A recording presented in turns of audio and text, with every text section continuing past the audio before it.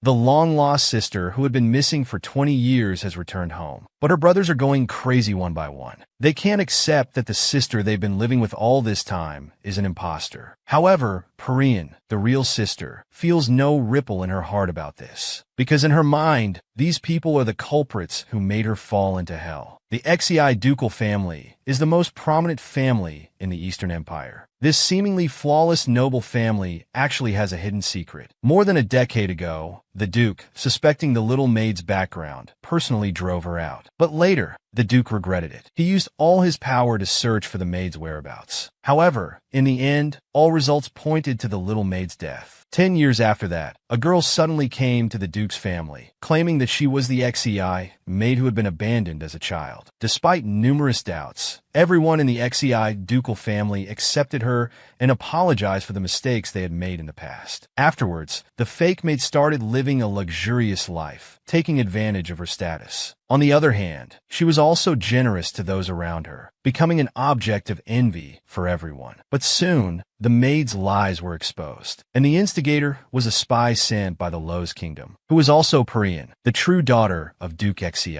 More than 20 years ago, the harmonious Xi ducal family welcomed their third child. For the ducal family that already had 2 boys, the arrival of the maid was good news for everyone. But there were no sounds of celebration within the Duke's mansion, because the maid's hair was neither the Duke's colorful black nor the Duchess's brilliant gold, but an ordinary brown. As the guardians of the Eastern Empire, the Xi ducal family inherited dragon blood. Within the family, there are 2 elements that symbolize their special bloodline. The first is sharp energy. From birth, the Xi people could freely control sharp energy. The second is hair color. All direct blood relatives of the Xi family must have hair that seems to be dyed by the night sky. But the little maid had brown hair. All evidence pointed to the conclusion that the Duchess had an affair. However, the Duke's next move surprised everyone. He not only publicly declared that the maid was his daughter, but also believed his wife, who remained righteous even after giving birth to a brown-haired child. This attitude of valuing his wife and daughter as much as his life silenced the retainers who wanted to investigate the Duchess. And so, the little maid grew up under the love of her family. However, one day, the Duchess and the little maid were attacked while returning to their hometown. To investigate the truth, the Eastern and Western empires conducted a joint search, but still found nothing. The only fortunate thing was that the little maid miraculously survived the attack. When the Duke saw that the little maid was unharmed, he immediately understood that his wife had willingly died to protect their daughter. But the little maid, who was only 3 years old at the time, didn't understand the Duke's feelings. Moreover, with the Duke's household in chaos, no one was taking care of the little maid. The young girl could only sit alone in the courtyard, missing her mother. And at that moment, the little maid discovered for the first time that she had the ability to control Earth. But this magic, completely opposite to sharp energy, became the decisive factor in her being driven out. But the little maid didn't know. She used her ability to make a doll that looked very much like her mother. Then, eager to show it to the Duke, who also missed her mother, she rushed to him. Unfortunately, at that time,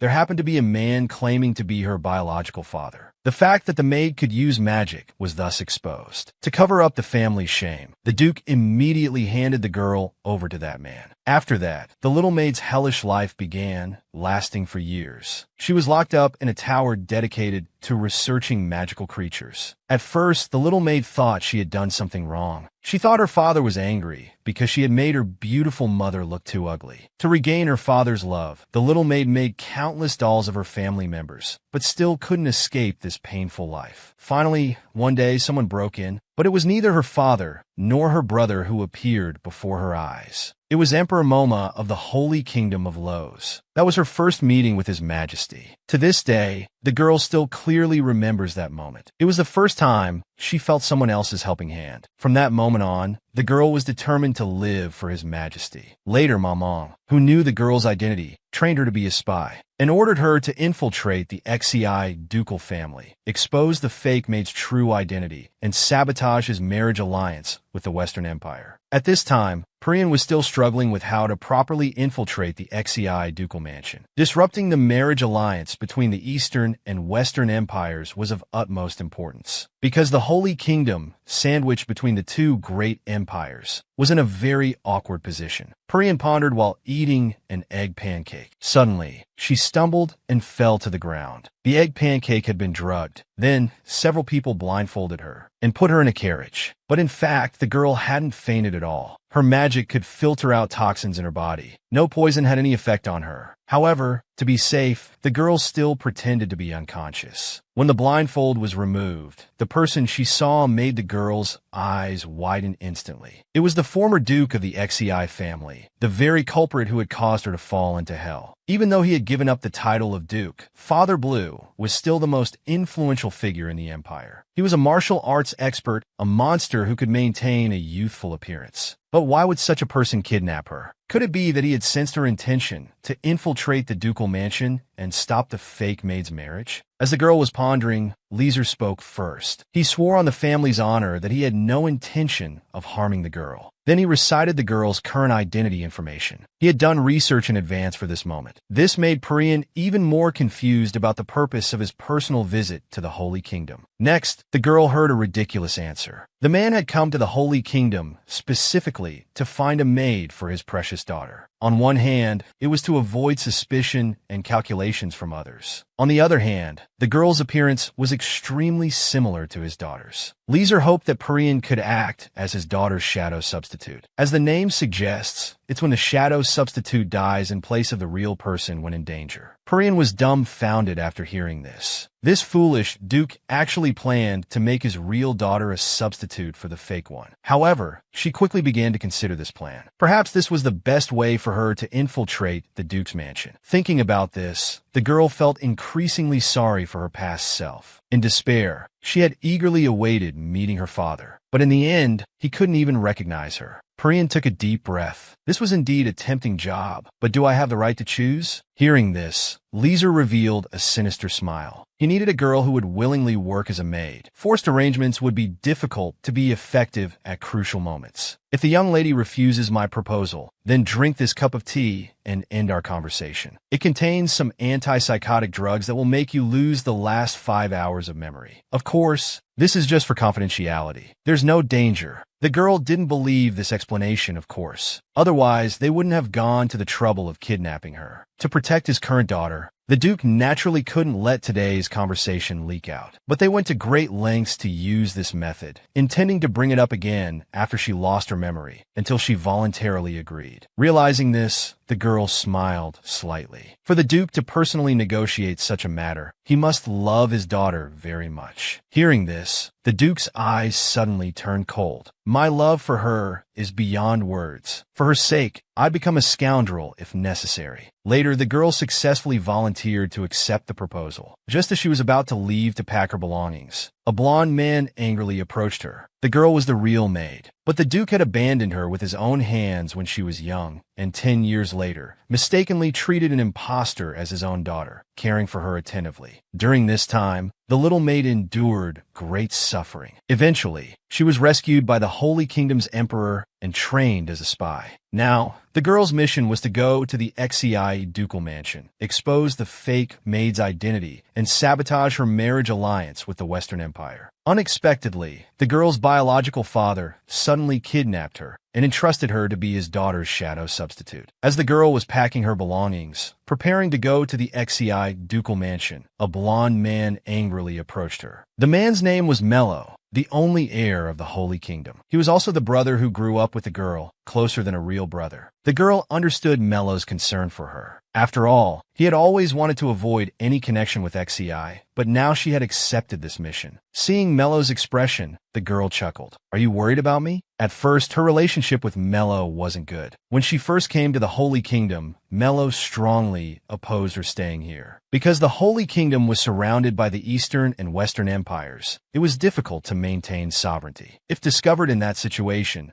Xei's made being secretly taken away by the Holy Kingdom would surely become a reason for the Empire to declare war on the Holy Kingdom. Although Mello only intended to scare the girl, for the naive little maid at the time, it was a huge shock. The thought of bringing disaster to her benefactor's country frightened the little maid so much she had difficulty breathing. In the end, she even fainted. When she hazily woke up, she heard His Majesty Mamong scolding Mello. After Mello left, the little maid nervously got up from the bed. "Why did you bring me back? If my existence will cause trouble for your majesty, you might as well send me back to the tower." Tears of grievance and anxiety poured from her eyes. Seeing this, Mamong sighed. "You indeed can't continue living under your real name, but your life won't become false because of it. In this world, there are professions that require pretending to be someone else, and professions that protect the country from the shadows. Our Holy Kingdom relies on the strength of these people to function. If so, can I also help your majesty?" Mamong chuckled upon hearing this. "Did I bring you back to gain your help? I simply couldn't bear to ignore a child suffering abuse. Saving you was my own choice, so you have no responsibility at all. You don't need to worry about anything, just focus on growing up strong." The next day, Mello found the girl to apologize. But the girl beat him to it, asking what kind of people protect the country from the shadows. Mello was momentarily confused. Perhaps she means people in the intelligence department. From that moment, the girl's life had a purpose. Even if she had to live under a false identity in the future, she wanted to help the emperor who had given her a new life. Seeing the girl constantly talking about the Holy Kingdom's interests, Mello knew he couldn't dissuade her no matter what. But she was going to meet her former family after all. No matter how indifferent she pretended to be now, her heart couldn't possibly be unwavering. However, perhaps this was also the time for him to bring closure personally. So Mello called out to the girl. He had an additional order. For this mission, she must ensure the Xei ducal family loses face completely. The girl thought Mello must trust her to give this additional order. After all, he was the Holy Kingdom's most capable spy.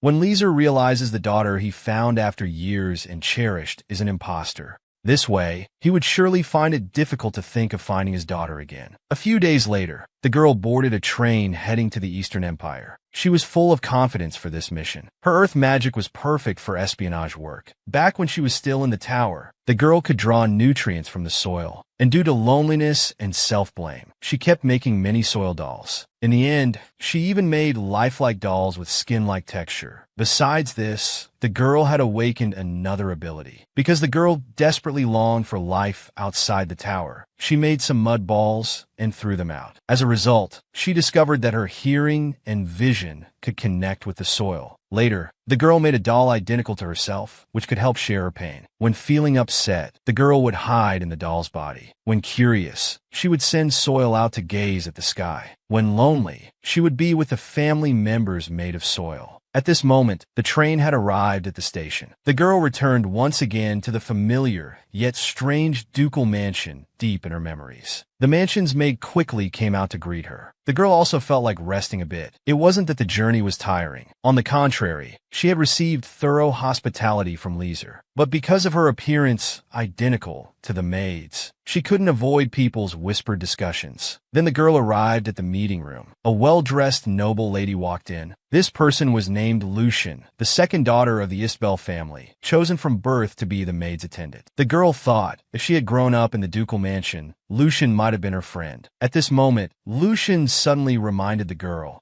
"Miss, you must be especially mindful of your behavior in front of young Master Lyrian. The maid should be with young Master Lyrian now." That was the girl's former older brother, but she found it a bit strange. This was the Xei family, where even forms of address needed attention. Why would Lyrian be entering and leaving his sister's room at this time? The girl told herself not to overthink and to prepare mentally. In the 4 years of searching for the maid in the Xei ducal family, countless young ladies' dreams of becoming the maid overnight were shattered, but this fake maid passed the investigation and even lived in the ducal mansion for a full year. This wasn't something that could be achieved simply by being clever. At least the fake maid herself was not to be underestimated. However, at the moment of seeing the harmless, smiling maid, the girl realized it was different from what she had imagined. Not only that, but her brother Lyrian was actually constantly by the maid's side. No matter how much he loved his sister, why would he be drying her hair? The maid should have dedicated servants to attend to her. Thinking about her absence, these two being alone together, the girl felt a sense of unease. This was hardly different from dating. The real maid who had been missing for 20 years had come home. But what the girl didn't expect was that the imposter who had assumed her identity was openly engaging in incest with her biological brother. Not long ago, the girl had just arrived at the ducal mansion to start work. Who knew the fake maid had been flirting with her brother all along, while the brother didn't even glance at his own sister. Finally, the fake maid turned her gaze to the girl. "What is your name?" The girl respectfully said the fake name prepared for her by His Majesty. Perry. Hearing this, the fake maid burst out laughing. "This name is too similar to mine. I'll give you a new name instead. Since your hair is brown, let's just call you Braun." Although speechless inside, the girl still agreed. She was about to ask about her future work when the fake maid suddenly interrupted. She ordered her to leave. The girl thought the other didn't understand her purpose for coming as an attendant. But the fake maid said she knew all along. She just didn't need it. First, there wouldn't be any danger around her at all. Even if there was danger, her brother and the knights were here. As for her father's side, I'll explain it clearly. You don't need to worry. If that's the case, there shouldn't be anything else, right? Then please leave. After the girl left the room, the fake maid recalled the girl's face and gradually lost her smile. The reason she could impersonate the maid was because she had brown hair identical to the maid's and purple eyes that shone like jewels. But to obtain these, she had already paid a huge price. Therefore, she absolutely wouldn't allow another woman who resembled the maid to appear here. Then, the fake maid put on that pitiful expression again and asked Lyrian, "Does that person look like me?" Hearing Lyrian say they indeed looked alike, the fake maid pretended to be hurt and pouted. Seeing this, Lyrian hurriedly said he wouldn't let that attendant near her, or simply ruin her appearance. Only then did the fake maid smile. "But she's the stand-in father found." However, hearing brother say this, I feel relieved. Lyrian stroked the fake maid's hair, telling her not to overthink. That attendant was just a stand-in. The fake maid's anxious heart had just calmed down. Then, Lyrian's next words made her expression change again. "Can you still use that magic you used when you were little?" After a moment's hesitation, the fake maid made an excuse, saying she had forgotten because of the trauma. "Brother, why are you asking about this now?" Seeing his sister angry, Lyrian immediately apologized. The sudden inquiry made the fake maid nervous again. She couldn't use magic at all, nor could she imitate it.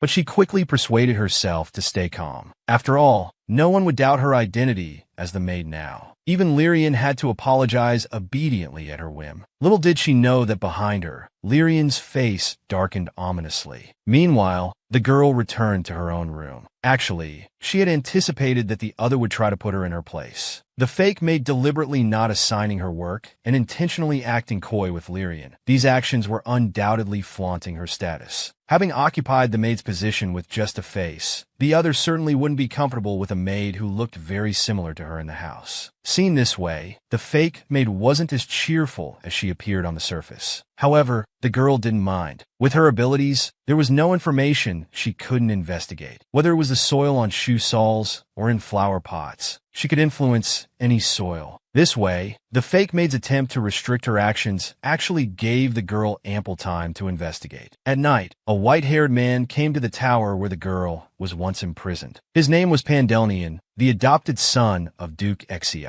He was also the current generation's Duke of the Xi family. However, his attitude towards the maid was completely opposite to that of the other direct family members. When he first met the fake maid, Pandelian showed extreme disgust, even accusing Perian maid's appearance of being nauseating. This statement immediately caused Lyrian's displeasure, and the atmosphere in the Duke's mansion began to become tense. However, for Pandelian, Perian maid was actually a very special existence, because Duke Xi adopted her with the purpose of making her the maid's husband. At that time, Duke Xi, in order to bring home the maid who wasn't of Xi bloodline, thought of adopting a son and then making the maid his daughter-in-law. Finally, after rounds of competition, Pandelian was chosen by the Duke. At that time, he ran desperately towards the tower to escape. He wanted to see this maid whom everyone in the Xi family missed, the only existence that could take him out of hell. He thought that as long as he was chosen by the maid, all his efforts would have been worth it. However, he witnessed the maid's death with his own eyes. Therefore, Pandalnian was very certain that the maid in the family was an impostor. A year after the fake maid came to the Duke's mansion, although the family seemed harmonious on the surface, all the direct bloodlines began to behave strangely. The former Duke Lesser, who held power and commanded the world, after hearing the fake maid say she was afraid of him, hurriedly left the Duke's mansion and announced his retirement. The eldest son, Lyrian, who followed authority and discipline, began breaking rules to get the maid's coquettish behavior. The second son, Penox, who had a noble character, started drinking himself into oblivion every day after the maid appeared. Now Pandalnian returned to this tower that once imprisoned the real maid. At this moment, he noticed that the bottom of the iron door was covered with scratches made by fingernails. The real Parian must have been here, crying in despair. I wanted to do something for the maid, but thinking of the current absurd and bizarre Duke's mansion, he felt relieved. Even if she returned home, the maid wouldn't find happiness. Since witnessing the maid's death, Pandalnian had been like a doll, without an owner, losing the meaning to live on. But he still occasionally fantasized, if the maid were still alive, would everything be better than now? He personally abandoned his daughter, but soon regretted it. He used all his power to search for his daughter's whereabouts, but in the end only received news of the little maid's death. 10 years later, a girl came to the XEI Duke's mansion. Everyone regarded her as the missing little maid. To protect his long-lost daughter, the Blue Duke traveled far to the Holy Kingdom to find a shadow stand-in. However, he didn't know this shadow stand-in, who was treated as a sacrifice, was actually the daughter he had abandoned years ago.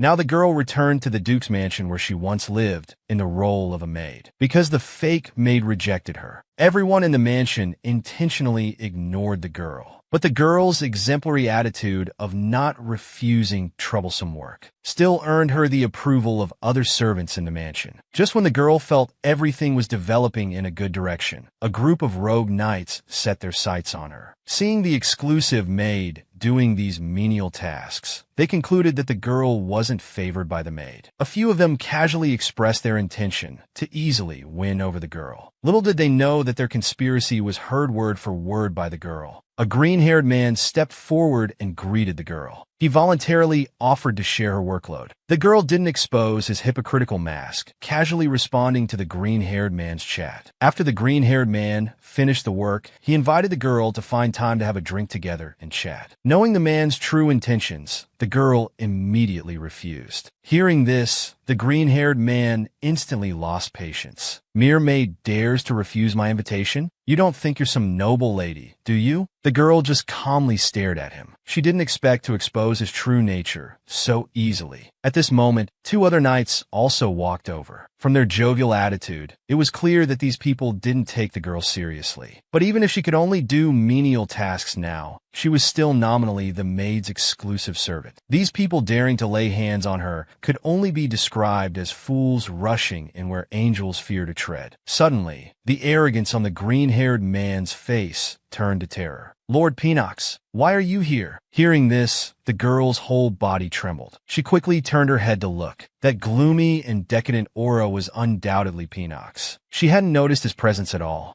Not just the sound, she hadn't even detected the strong smell of alcohol. While the girl was in a daze, Penox ordered the knights to leave. From his voice, the girl couldn't tell if he was drunk or sober. She hadn't expected to meet her second brother here either. The girl thanked Penox for what just happened, but he seemed not to hear, staring intently at her. You look very much like my sister. The girl thought he meant she looked like the fake maid, so she agreed. People often say that. Yes, but do you need anything from me? After the girl finished speaking, Penox sat down on the spot. All right, you can go back to your work. Although his behavior was very puzzling, the girl didn't think much of it. What she didn't know was that Penox kept watching her retreating figure, as if trying to remember someone distant through her appearance. After that, the girl often saw Penox's figure while she was working. At first, she thought it was a coincidence, but recently, his behavior became so blatant that the girl wanted to curse. If it were anyone else, the girl wouldn't care so much, because although the girl had been doing chores like a maid, secretly, she had collected a lot of intelligence using mud dolls. Everything the mud dolls saw would be conveyed to the girl. Not only that, they would also report to the girl things they thought were important. From other maids gossiping about her behind her back, to witnessing mosquitoes mating in the air, But the mud dolls were, after all, created by magic and could easily be discovered by powerful people like Peanuts. So being followed by such a person would limit the girl's abilities. This day, the girl finally couldn't bear it anymore and decided to confront Peanuts. Peanuts carefully sat down next to the girl. "Mr. Peanuts, you're following me because I look like your sister, right? If that's the case, why don't you go see the maid directly? What's wrong with seeing your sister?" Hearing this, Peanuts immediately felt a surge of anger. Anyone with a conscience wouldn't even look at that woman, would they? Everyone in the family is crazy. The father abandoned his daughter with his own hands, yet took in an impostor of unknown origin as his own daughter and cared for her attentively. Since the fake maid came to the Duke's mansion, everything in the XEI family had changed. The Duke gave up his title and announced his retirement. The eldest brother showed feelings beyond sibling love for the fake maid, and the second brother drank daily to drown his sorrows, missing his sister. The girl couldn't help but feel confused. If he wanted to see his sister, why not go find the maid personally? To this, Peanuts only said that anyone with a conscience wouldn't go see her. After that, Peanuts didn't answer any more of the girl's questions. Ending the conversation, the girl returned to the mansion. Suddenly, a girl approached her. The girl hadn't expected to be welcomed by someone else. Seeing the other's pink hair and pupils, the girl guessed it was Albury based on her investigation. In this Eastern Empire where women could only be maids, Albury not only became the maid's attendant through her swordsmanship,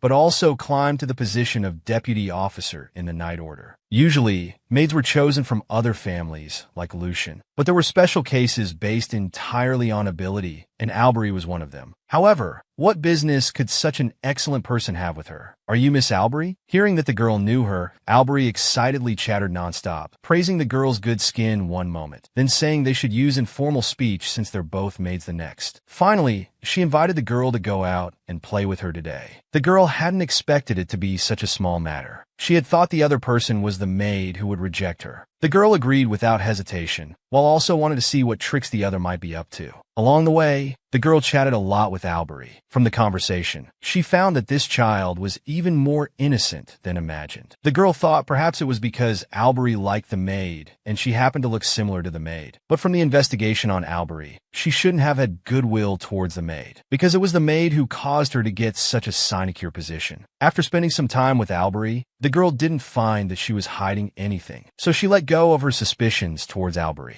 After all, she would leave the Duke's mansion once the mission was completed. As long as Albury didn't interfere with her, it was fine. One day, while dining with Albury, because Albury was worried that the girl would exhaust herself doing so much heavy work every day, she proudly talked about her heroic deeds at the Knight Academy in the past. Although most of the resume was fabricated, she still told the other her real experiences. The little maid in this life was destined to live wearing someone else's mask. She had countless identities before. Later, perhaps His Majesty felt sorry for her and required the girl to use her own face and the name Perry at the academy. It was also because of this that she was discovered by her father and brought to be a maid. At this time, Albury suggested that the girl should learn swordsmanship from Peanuts. After all, she had taken night courses before, and getting guidance from Peanuts would enrich her experience. At the mention of Peanuts, the girl didn't know what to say. "Anyway, as long as he's around, I feel very pressured." As soon as she finished speaking, the girl saw Peanuts appear in front of her. Afterwards, Peanuts explained to the girl over and over again that he just happened to have business with Albury that day. The girl was speechless at his shameless attitude. Normally, anyone with a bit of self-respect should stay far away from her. But Peanuts was even more blatant than before. It made other servants in the mansion look panicked every time they saw him. Although this wasn't the girl's fault, she still requested to be assigned work in a place with no one around next time. With fewer startled exclamations, the girl felt much more relaxed. And during her work, Peanuts, looking at the girl's back, mumbled to himself about Perry's childhood. The content was mostly similar, all about how cute and obedient Perry was as a child. Even if he took away Perry's ice cream, next time, she would still share her snacks with him. The girl felt a bit surprised in her heart. The second brother actually remembered so much about her childhood. But at this point, all of this no longer mattered. After finishing work, the girl collapsed on the bed. She now had a general understanding of the Duke's mansion. Now it was time to think about how to expose the imposter. imposter. The simplest method, of course, was to directly demonstrate her earth magic. But after that, she wouldn't be able to easily return to the Holy Kingdom. Moreover, the person she had to deal with wasn't just the fake maid alone. There were also forces hiding in the shadows helping her. The girl decided to use her magic, taking advantage of the mud dolls to observe the maid's room. However, the scene before her eyes made the girl shudder. The fake maid was constantly poking her own eyeballs with her hand, even drawing blood. Looking closely, there was an open cosmetic on the dressing table. Despite being in so much pain, she still persisted in applying it. It must be something indispensable for imitating the maid. The girl immediately guessed that it was a tool to change the color of the pupils. In this world, purple pupils were not easily inherited. Only women who had reached a certain level in swordsmanship or magic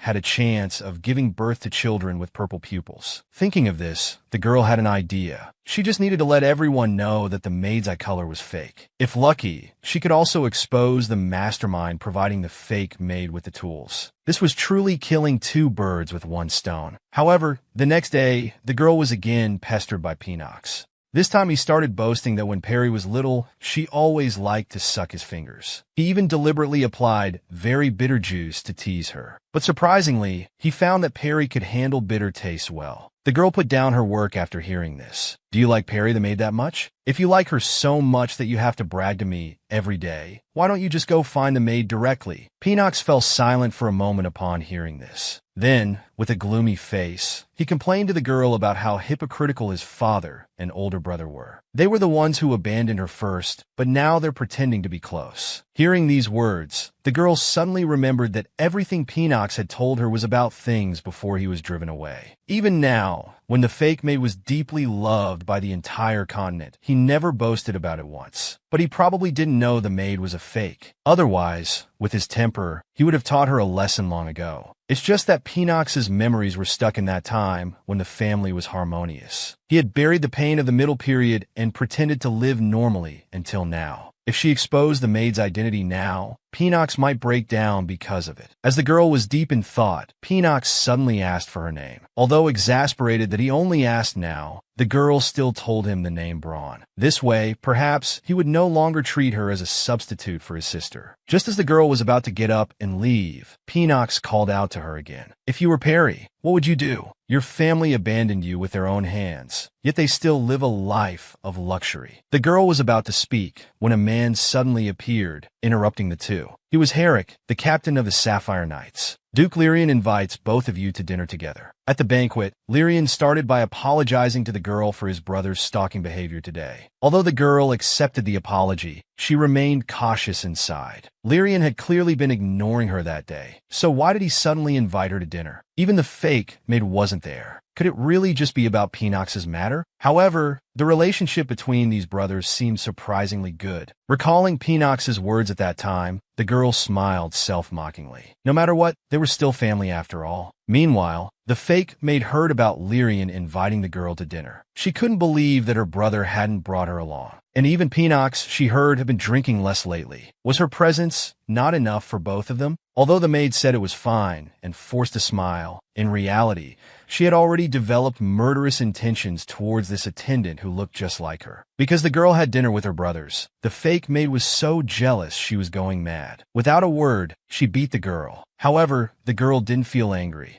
because she had already found a way to deal with the fake maid. Right now, the fake maid who had just learned about this was shocked. How could her brothers deliberately avoid her? But soon she persuaded herself to calm down and focus on playing the role of the maid well. There were more urgent matters than Braun. Her fiancé, Houghton, was about to arrive at the Duke's mansion. Even the fake maid didn't expect this marriage to happen. The Wyndham family was a prestigious family on par with Exai in the Western Empire. And Houghton was the man who inherited the Wyndham family. 6 years ago, the relationship between the two families was so bad that war could break out at any time. This situation, which should have been impossible to reconcile, was broken by the arrival of the fake maid. This led the fake maid to become conceited, thinking she was the one who gathered everyone's blessings and reverence. However, now she needed to deal with Braun first to prevent her from taking the opportunity to make Houghton have other thoughts. Just then, the fake maid's pupils experienced a sharp pain. The pain, like fingernails scratching her eyeballs, made her whole body tremble uncontrollably. Although it was caused caused by her coveting something that didn't belong to her. The fake maid blamed it all on Braun. It was all her fault that her brothers were distancing themselves. She decided to trample Braun underfoot. Meanwhile, in the dining room, Peanox found Lyrian's attitude towards Braun very curious. It was the first time he had seen his older brother address a maid as Miss. Lyrian explained it was because Braun was Perry's attendant. Hearing this, Peanox was slightly stunned. Seeing his expression, the girl understood he knew nothing about the stand-in. After all, Peanox was righteous. If he knew about this, he would definitely object. At this moment, Peanox had also roughly figured out the situation. Perry must dislike Braun. That's why she deliberately distanced herself from her. If that's the case, Big Brother shouldn't indulge her every whim, but should help mediate behind the scenes. Then Lyrian apologized to the girl, saying he would report truthfully when father returned. The girl awkwardly accepted, thinking, "You treated me like I was invisible before. Now you're pretending to care?" Then Lyrian teased Peanox, saying he acted so cold in front of Perry, but was so relaxed around Miss Braun. Peanox also felt ridiculous about himself, clinging to someone who looked very similar to his sister and recounting memories. But he only remembered those happy times. If he were to show affection to Perry now, such behavior would be like deliberately ignoring his painful memories from that period. Lyrian comforted Peanox, saying everything would get better. What they needed to do was to keep loving her. As long as they kept being good to her, those missing things would gradually be compensated. Once they started talking about the maid, the two completely ignored the girl. Their sincere attitude, however, made Braun feel so desolate. Their real sister was right in front of them. In fact, this was the first time the three siblings had reunited. The girl comforted herself during dinner, thinking that he would leave soon anyway. After dinner, the girl returned to her room with relief. The first thing she did was check on the mud doll's condition. Earlier, while everyone was eating, she had secretly sent the mud doll to bring back some of the fake maid's cosmetics. The girl leaned in and sniffed carefully. Unexpectedly, she detected the scent of a magical beast. This byproduct made from magical beast blood and flesh, while granting the user great power, also had the side effect of making people cruel and violent. However, the processing and circulation of such items had long been banned. The people behind the maid must not be simple. Then the girl peeped into the maid's room again. She indeed saw the fake maid suffering from the side effects in unbearable pain. She saw her pick up the communication orb, ordering all maids to bring Braun to her presence. Although she didn't know why the other party was looking for her, the girl decided to play along for now. She slumped in front of the maid, pretending to be bewildered, asking the maid what she had done wrong. However, before she could finish, the fake maid viciously raised her right hand. A slap sent the girl falling to the ground. Even the girl herself hadn't expected this outcome. Slapping her in front of so many maids, wasn't she afraid of being labeled as brutal and unreasonable? "You dare to covet my position with that face?" The papers the fake maid threw down contained all of the girl's information. "You, an orphan with no parents, almost expelled from school for using violence. You have nothing but a graduation certificate, a mere social parasite. Yet you dare use this face to seduce my brothers. Just because you wander around casually, you've thrown the entire Duke's mansion into chaos." The girl thought to herself, what nonsense is this person spouting? But for now, it was best to apologize obediently. Then, the fake maid said she would give the girl another chance. "From now on, you must come here every day so I can see your face." The girl pretended to be scared and quickly agreed. Seeing her goal achieved, the fake maid put on that kind and gentle face again. Back in her room, the girl still couldn't figure out the fake maid's purpose. Was gathering the maids just to humiliate her? However, just now, Elbieri's expression didn't look good. She wondered if they would still be close to her after being rejected by the maid like this. Just then, there was a knock at the door. As soon as she opened the door, Elbieri rushed in and hugged the girl. And not just her, even Lucian came.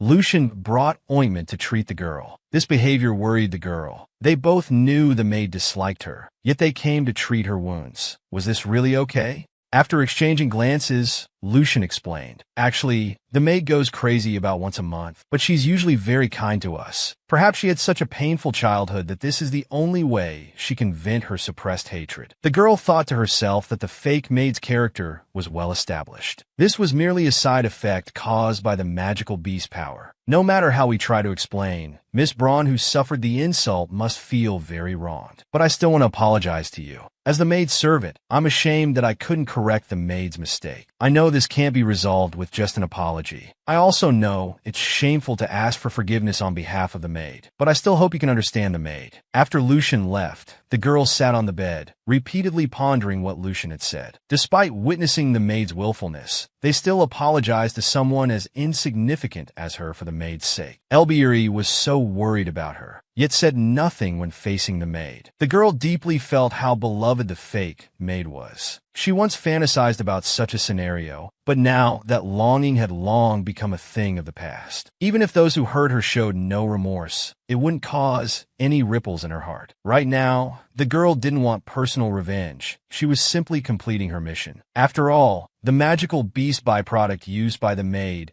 could only be made using human corpses. The kind and innocent XCI made in people's eyes, behind their backs, was using magical beast ointment made from corpses. And the fake maid not only had eyes similar to bronze, but besides the ointment, might have used countless magical beast byproducts. For this reason, the girl had to quickly investigate the forces behind the fake, made to prevent them from causing greater harm. She took out a dagger, cut her finger, and then dripped the blood onto the mud doll. The girl's blood had the ability to neutralize magical beast byproducts. Lucian said the fake maid would use the ointment once a month. At that time, Pandelion and her fiancé, Grey Eagle, would come to the Duke's mansion. As long as the mud doll mixed the blood into the ointment, then the fake maid would reveal her true face in front of everyone. Time quickly passed, a month went by. The maids all became busy due to the maid's marriage ceremony. The entire mansion was filled with a festive atmosphere. But Braun felt sick about this atmosphere. During this month, the maid beat Braun to a pulp every day. Even the maid Yuri's thought the maid was going too far. She was a magician from the Western Empire, so she didn't revere the maid like the people of the Eastern Empire. The maid ordered her to secretly come and heal Braun this month. If it wasn't for the money, Yuri's would have quit long ago. To avoid any mishaps in the mission, Braun pretended to be fine and even made excuses for the fake maid's violence. This greatly angered Yuri's. However, Braun actually knew that Yuri's was very kind to her. He said he came to treat her because Albury was worried, but in fact, he had disobeyed the fake maid's orders and secretly eliminated Braun's pain. The girl couldn't help but find it a bit amusing. Having finally returned to XCI, those who cared about her most were these newly met friends. Even if her older brother Lyrian saw her being beaten, he remained indifferent. Her second brother Penox didn't even know what was happening. He only knew to envy the girl for being summoned by the maid every day. And her father Leeser locked himself in the tower all day. She couldn't even see him. But the girl quickly pulled herself together. In a few more days, her plan would begin. At night, Pandelion used teleportation magic to return to the Duke's mansion. He was already annoyed enough at being forced to negotiate with the Western Empire for that disgusting imposter. But soon enough, he would finish off the fake maid. Unexpectedly, as he turned the corner, he saw that nauseating brown hair. Pandelion instantly became furious. He grabbed the girl's wrist. "Do you even know where this is? Who allowed you to be so unrestrained?" It was only at this moment that Pandelion realized the person before him was not that fake maid. The two stood face to face, stunned for a moment. Braun awkwardly asked if he needed anything. Pandelion immediately withdrew his hand in 0.1 seconds. "I'm sorry, I mistook you for someone else." The girl had heard that he was the only person in XEI who disliked the maid, but she didn't expect him to be so aggressive at their first meeting. Noticing the girl's gaze, Pandelion ordered the girl to leave if she had nothing to do here. The girl was speechless. He had been staring at her nonstop too. Besides, she was here first. Why should she leave? Watching the girl's retreating figure, Pandelion guessed she must be the maid Leeser found to be his daughter's stand-in. Although he heard that the fake maid was torturing her every day now, it wasn't his concern. Once the fake maid was dealt with, this woman would disappear from the city. Suddenly, Pandelion noticed something. When he looked at that maid just now, he felt a familiar sense of déjà vu. Meanwhile, Braun's heart was pounding nervously. She didn't expect to encounter Pandelion at this time. Every time she saw him, the girl would inexplicably think of her childhood. Because in the past, she always felt inferior when facing Pandelion. There had always been a rumor that gem-like pupils possessed the ability to see through all truths. And since Leeser adopted Pandalnian, this rumor finally resurfaced in the world. The girl, who had just escaped from the tower, was still very sensitive then. After learning this news, she often fantasized that if she also had gem-like pupils, perhaps she wouldn't have been abandoned. At that time, she was even self-destructive enough to want to dig a hole and bury herself. But now the girl didn't care much about these things anymore. However, she did admire Pandalnian's achievements. In an era when sea routes were unpredictable, he crossed the mist-filled ocean. Not only that, but he also overcame public opinion in the bloodline-focused Xi Duke's family and became the Duke. Although these weren't achieved relying on those gem-like pupils, it was enough to plant fantasies in people's minds. And it was this talented Pandalnian who personally went to negotiate with the Western Empire to advance this absurd marriage. Even if people in the Eastern Empire praised the maid as kind and lovely, Pandalnian and Grey Eagle wouldn't be so naive. So the girl was convinced that the maid's marriage was just an excuse. The two of them must have reached some kind of deal in secret. At this time, due to Pandalnian's unauthorized departure, many ministers apologized to Duke Queen. Queen told them not to worry, just ensure that there would be no mistakes in the upcoming itinerary. For him, this marriage was a business deal involving huge interests. After searching through his documents, Queen took out the file about the girl from among the many materials. He never expected to reunite in this way, with her becoming a maid to Perry's lady-in-waiting. If Pandalnian meets her after returning, he would surely notice something special about her. What reaction would he have then? But in the end, these were all impromptu events that couldn't change the future. He would eventually bring everything back on track. The maid never imagined that Lyrian, who was once so close to her, would now be so unfamiliar. She was even more surprised to learn that the marriage he had been obsessing over was merely an exchange of interests between the Xi family and the Wyndham family. To find out exactly what agreement these two families had reached, the girl activated her earth magic to quietly observe Pandalnian's movements. However, she unexpectedly discovered Lyrian in Pandalnian's room. The girl guessed that perhaps their relationship wasn't as bad as outsiders said. But upon seeing Pandalnian's expression, she quickly retracted that thought. Let's skip the pleasantries. So, how long do you and that imposter plan to continue your affair? Immediately after, the earth magic connection was cut off. The girl couldn't believe she had heard the word imposter. This meant that both of them knew the current pair he made was fake. Even though Lyrian clearly knew, why did he still treat her as a precious sister?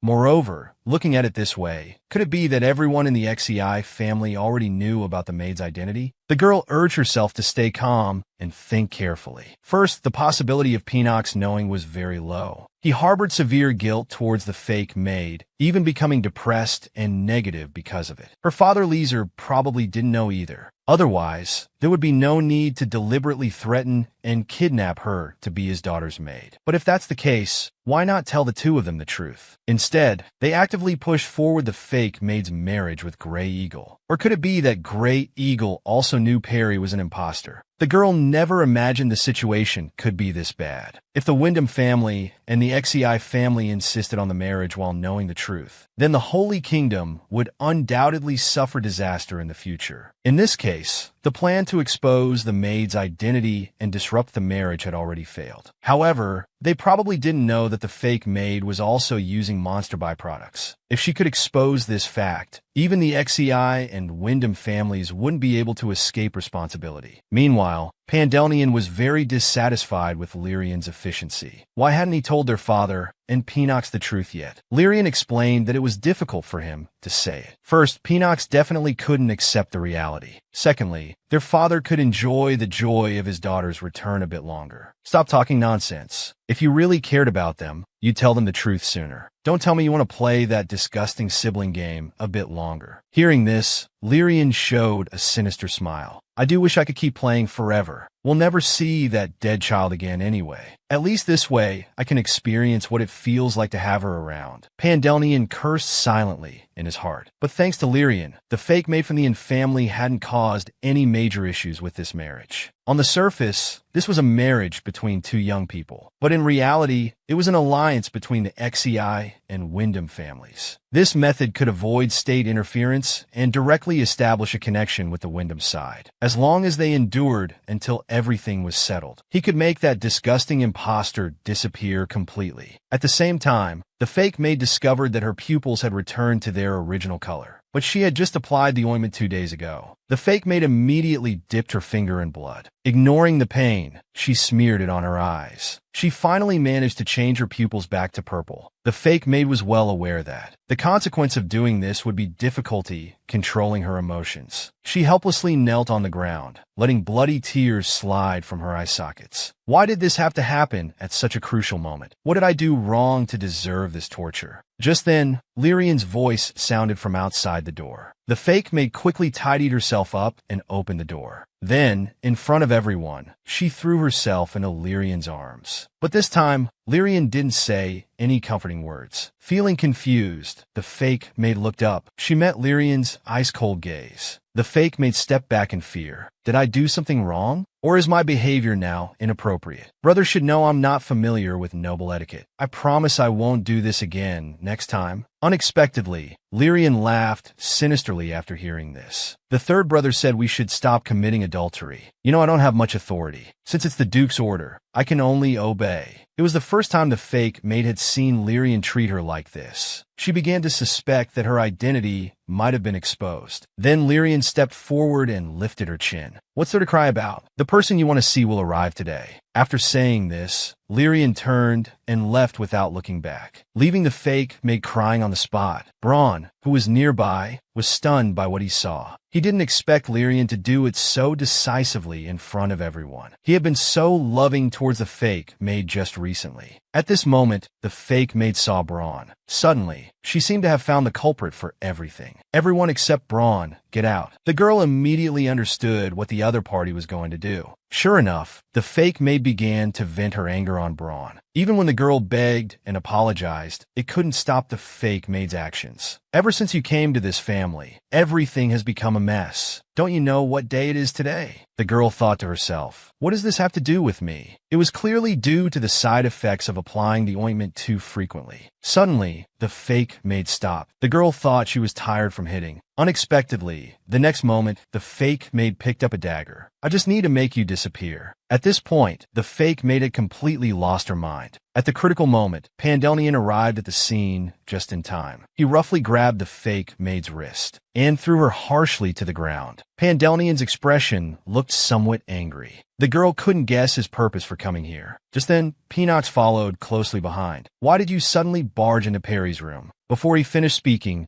Peanox was shocked by the scene before him. Braun was kneeling on the ground, covered in injuries, and there happened to be a sharp blade next to Perry. Even Peanox immediately understood what had just happened. Braun took the opportunity to cry and act pitiful. Looks like you've already anticipated things would turn out this way. After muttering softly, Pandelian bent down. No matter what, it's all the fault of my trashy sister. Miss Perry, I'll be responsible for you for now. Peanox was slightly stunned upon hearing this form of address. Then, Pandelian picked up the girl in his arms. He left the scene, ignoring the gazes of many maids. After this incident, Peanox finally understood the true nature of the fake maid. However, it became difficult for him and the girl to return to their previous relationship. Pandelian carried the girl directly to the bed. The girl thanked him for his help while wondering to herself, how did he know where her room was? Moreover, from the journey until now, Pandelian hadn't said a word. Suddenly, a large hand reached towards the girl. She was about to be on guard when she realized he was treating her wounds. Then Pandelian gave the girl a thorough treatment from top to bottom. I've treated all the visible wounds. Is there anywhere else that feels uncomfortable? The girl thanked him, saying she was fine now. At this moment, a commotion was heard from outside. Using earth magic to look, it turned out that Houghton and his entourage had arrived at the Duke's mansion. Pandelian also sensed it. He looked out the window. What follows will be the crucial moment determining whether Xi and Wyndham can form an alliance. The maid's fiancé had finally arrived at the Duke's mansion, but Pandelian didn't go to welcome him. He casually remarked, we'll see him at the dinner banquet later anyway. The girl didn't expect Pandelian to be so lazy about basic etiquette towards Houghton. However, from the Holy Kingdom standpoint, he would be happy to see conflict between the two families. As he spoke, Pandelian requested the girl to attend the banquet as well. Although tonight's banquet atmosphere would be relatively casual and free, it was still to welcome the Western Empire's guests. So even if the fake maid had made a mistake, she must attend. And as the maid's attendant, the girl had an obligation to accompany her. The girl was thinking about exposing the fake maid's true identity at the banquet. Unexpectedly, Pandalnian's next words startled her. You don't need to feel pressured by the maid at the banquet, because she will disappear soon. Did Pandalnian's words just now mean that once the two families officially start interacting, the maid would be useless? But why tell such important information to her? Can I ask you a question? Why are you being so nice to me? Treating my wounds is one thing, but telling me, a mere attendant, about the maid situation? Pandalnian hesitated for a moment. Because I saw your face. The girl was confused. Didn't he really dislike this face that looked like the maid's? Before he finished speaking, Pandalnian turned to leave. Don't say such strange things. Just prepare well for the dinner banquet. Pandalnian's reaction caused the girl to feel uneasy. Could it be that his jewel eyes could really see through the truth and discover her identity? The girl told herself not to overthink. After all, the chances of meeting him again were slim. Now she should focus on changing clothes for the dinner banquet. Meanwhile, the fake maid was still crying in her room. She had no idea what to do anymore. Not only had the ointment's effects weakened, but even her brothers had started to dislike her. A maid comforted the fake maid to endure for a while longer. He would be responsible for reporting the fake maid's achievements to Lord Loxer. And as long as the marriage could be arranged, Braun's life could be left entirely to the fake maid to deal with. So she should quickly go get dressed to welcome Lord Houghton. The words personally kill Braun were now deeply imprinted in the fake maid's mind. At the thought of being able to eliminate that nasty Braun girl, the fake maid's pitiful expression from earlier vanished, replaced by an almost insane smile. As the time for the dinner banquet approached, the girl was planning to expose the fake maid's identity at the event. This was the decision she made after overhearing the conversation between Lilian and Pandalnian that day. This banquet would not only have Houghton, but also key figures from various countries, making it perfect for exposing the fake maid's true nature. Just then, there was a knock at the door. It was Elbery.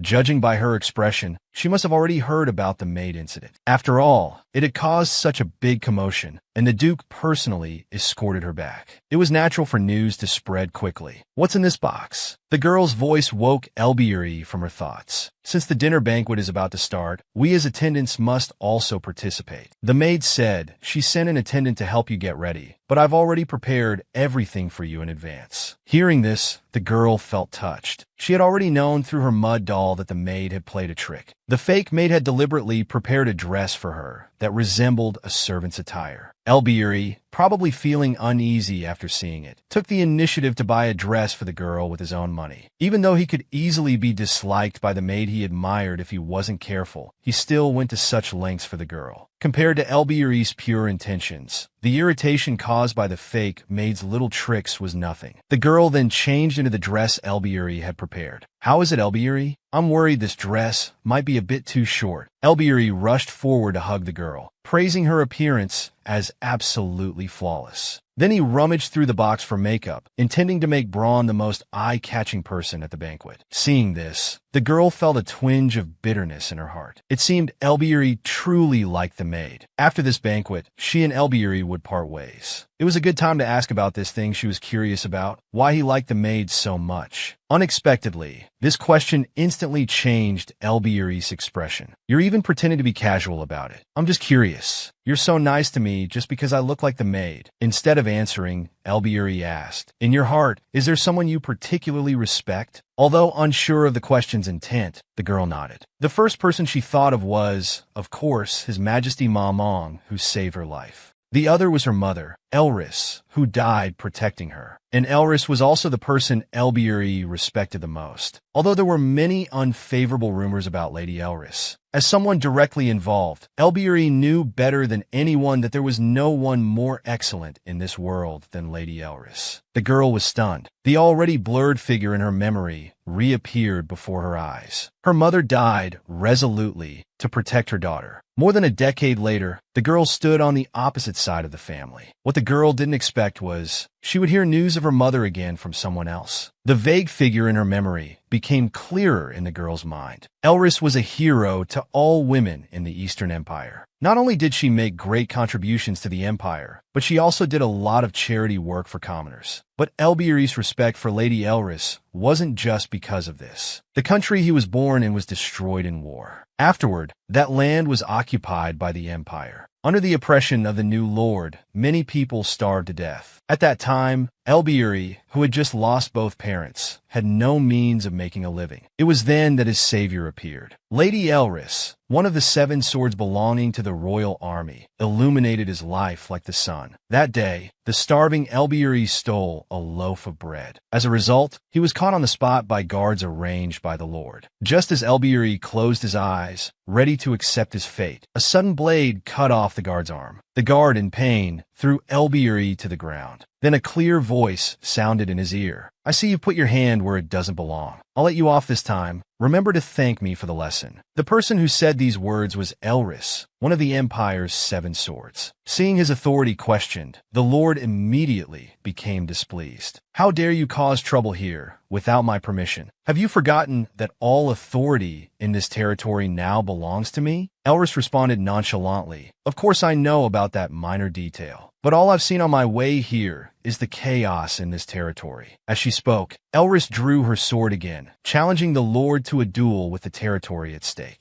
Elbiri's heart skipped a beat. No matter what, the lord was still the strongest knight in this area. He couldn't let Lady Elris risk herself because of him. Sure enough, the next moment, the lord confidently accepted the duel. It was said that Elris hadn't participated in actual combat since giving birth to her second child, and he was a knight who had achieved merits in war. It was a good opportunity to claim the title of one of the 7 swords. Elbiri closed his eyes in fear. Then he heard the lord scream of agony. Unexpectedly, Lady Elris had defeated the lord with just 1 strike. From that moment on, Elbiri developed a deep respect for Elris. Just a small fry, yet daring to speak such boastful words. The girl couldn't help but interrupt. How could the Duchess possibly say such things? Although the outcome was indeed satisfying. As Elris's daughter, she had never heard of these deeds. She had only occasionally heard that Elris was a bold person. Anyway, after that, Lady Elris became the new lord,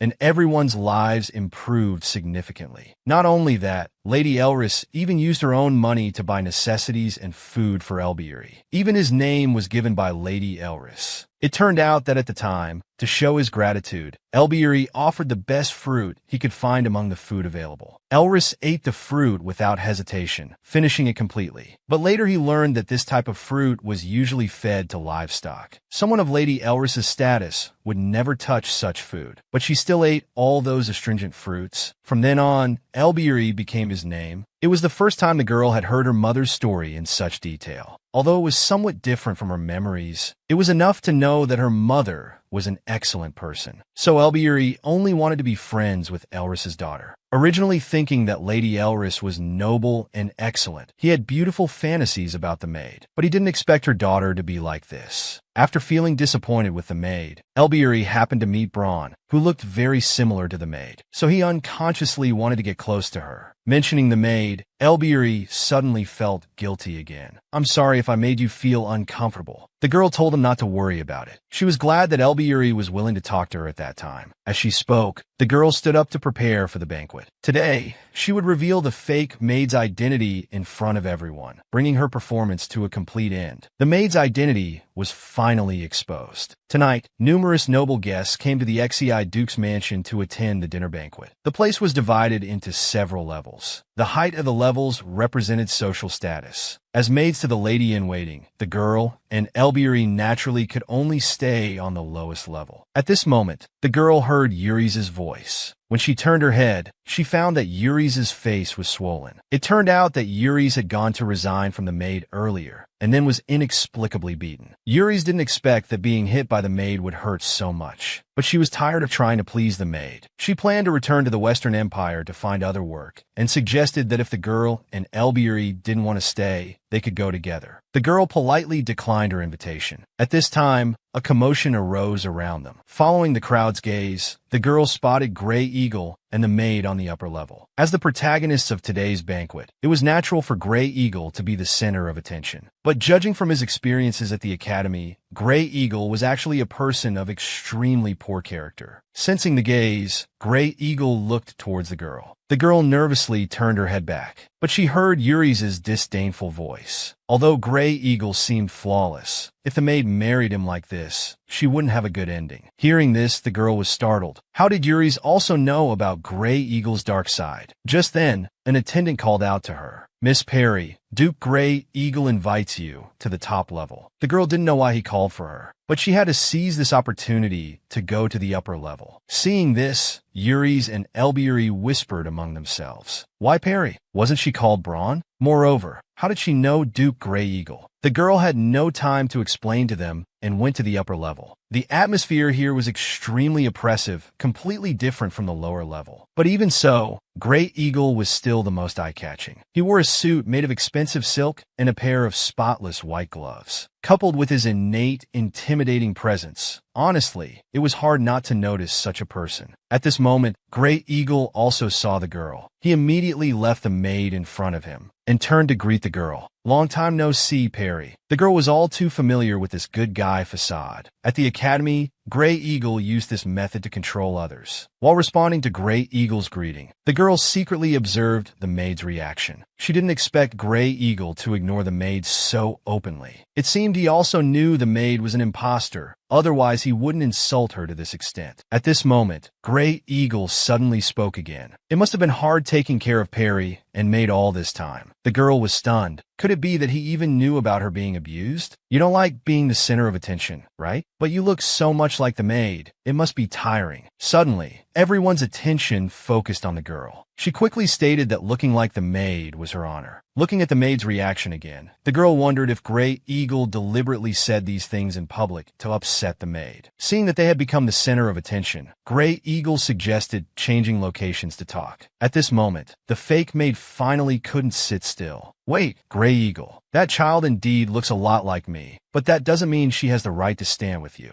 Although she's a maid, she only does menial work." Gray Eagle was indifferent. "Is that your reason for stopping me?" Hearing this, the fake maid shouted emotionally. Not only that, she knew I admired Gray Eagle, but deliberately and cunningly concealed the fact that she was acquainted with the Duke. Before she could finish, Gray Eagle interrupted her. "You seem to have misunderstood something. From my perspective, it's not that Perry looks like you, but that you look like Perry. Moreover, this child has no sense at all. She definitely didn't notice that you like me. Unlike the maid, being with this child doesn't lower my standards at all. That being the case, I'll take my leave now." Unexpectedly, the next moment, the maid shouted at them, disregarding her image. "You two were classmates? Why are you so close? Don't you know what she did at the academy? She used violence against others at the academy and almost got expelled. Keeping such a lowly person by your side will also lower the Duke's reputation." Unexpectedly, the maid would say these things at this time. It seemed the mushroom byproduct had made her so frantic that she couldn't make judgments. Hearing this, Gray Eagle stopped. The fake maid's heart just rose with a hint of secret joy.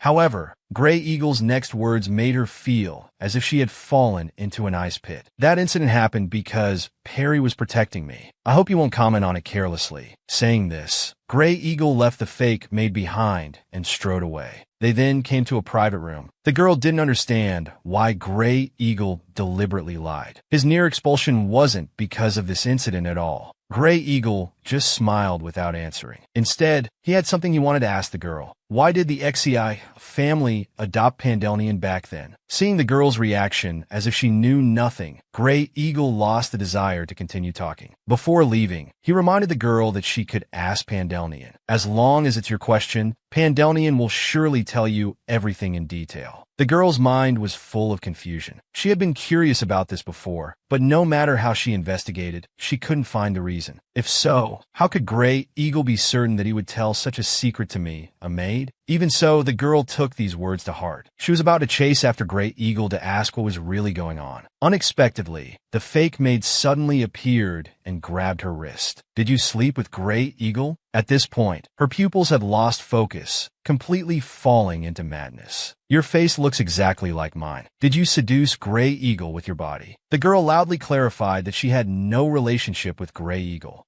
The purpose of doing this was to attract the attention of people around. The fake maid gripped the girl's wrist even harder in front of everyone. And this was the perfect opportunity for the girl to implement her plan. At her signal, several maids gathered around. They handed over a cup, urging the maid to calm down. The moment the maid drank the water, the girl's plan had already succeeded. Those maids who just handed over the water were key members of their country's intelligence department. The water contained the girl's saliva. As long as the maid drank it, the maid, who had already half transformed into a monster due to continuous use of the magical byproduct, would reveal her true form. And the spirit beast brought by the Western Empire would also attack the fake maid. Seeing the spirit beast suddenly act up, the nobles fled in all directions in fear. Pinox and his father Lace came to the upper level to maintain order, but they discovered that the spirit beast's target was actually the maid. Just as the spirit beast was about to attack the maid, the girl stepped forward, shielding the maid with her body. In an instant, the spirit beast pierced through the girl's body. This was the final step in the girl's plan. Once the maid was stained with her blood, her monster transformation would accelerate and be exposed to everyone. This way, no force could cover up the truth. Moreover, her identity as a maid would disappear, allowing the girl to return to the Holy Kingdom and continue living. Finally, the truth about XEI being deceived by the fake maid would come to light. XEI would also not be framed for colluding with a magical byproduct. But just as the girl thought her mission was successfully completed, Pandelnian showed a panicked expression for the first time due to her injury. The daughter he had raised with his wife turned into a monster before his eyes. The Blue Duke felt as if the sky had fallen. As the heir of the greatest XEI family in the Eastern Empire, Blue had always believed he had a flawless, perfect life. Until that day, 26 years ago, the moment his wife gave birth to that brown-haired baby, everything changed. This was a hair color that should never appear in the XEI family bloodline. Blue couldn't believe that the wife he deeply loved would betray him. He wanted to know why. But when Lace pointed out the child's brown hair, he didn't hear his wife's confession or apology. Alice, as if knowing nothing, continued to show off her daughter. She even actively handed the child to Lace for him to hold. Lace thought his wife didn't realize the severity of this matter. As long as this child lived, people would point fingers at his immorality. The reputation of Leylion and Pinox would also be tarnished. At that moment, Lace wanted to get rid of this child on the spot, then pursue Alice's responsibility. But doing so would make him lose his beloved wife forever. In the end, Lace chose to cover for this child. He personally acknowledged the child's identity in front of everyone. He would rather pretend not to know his wife's dark side than let his wife leave him. For this, he even pretended to love his daughter more than his two sons,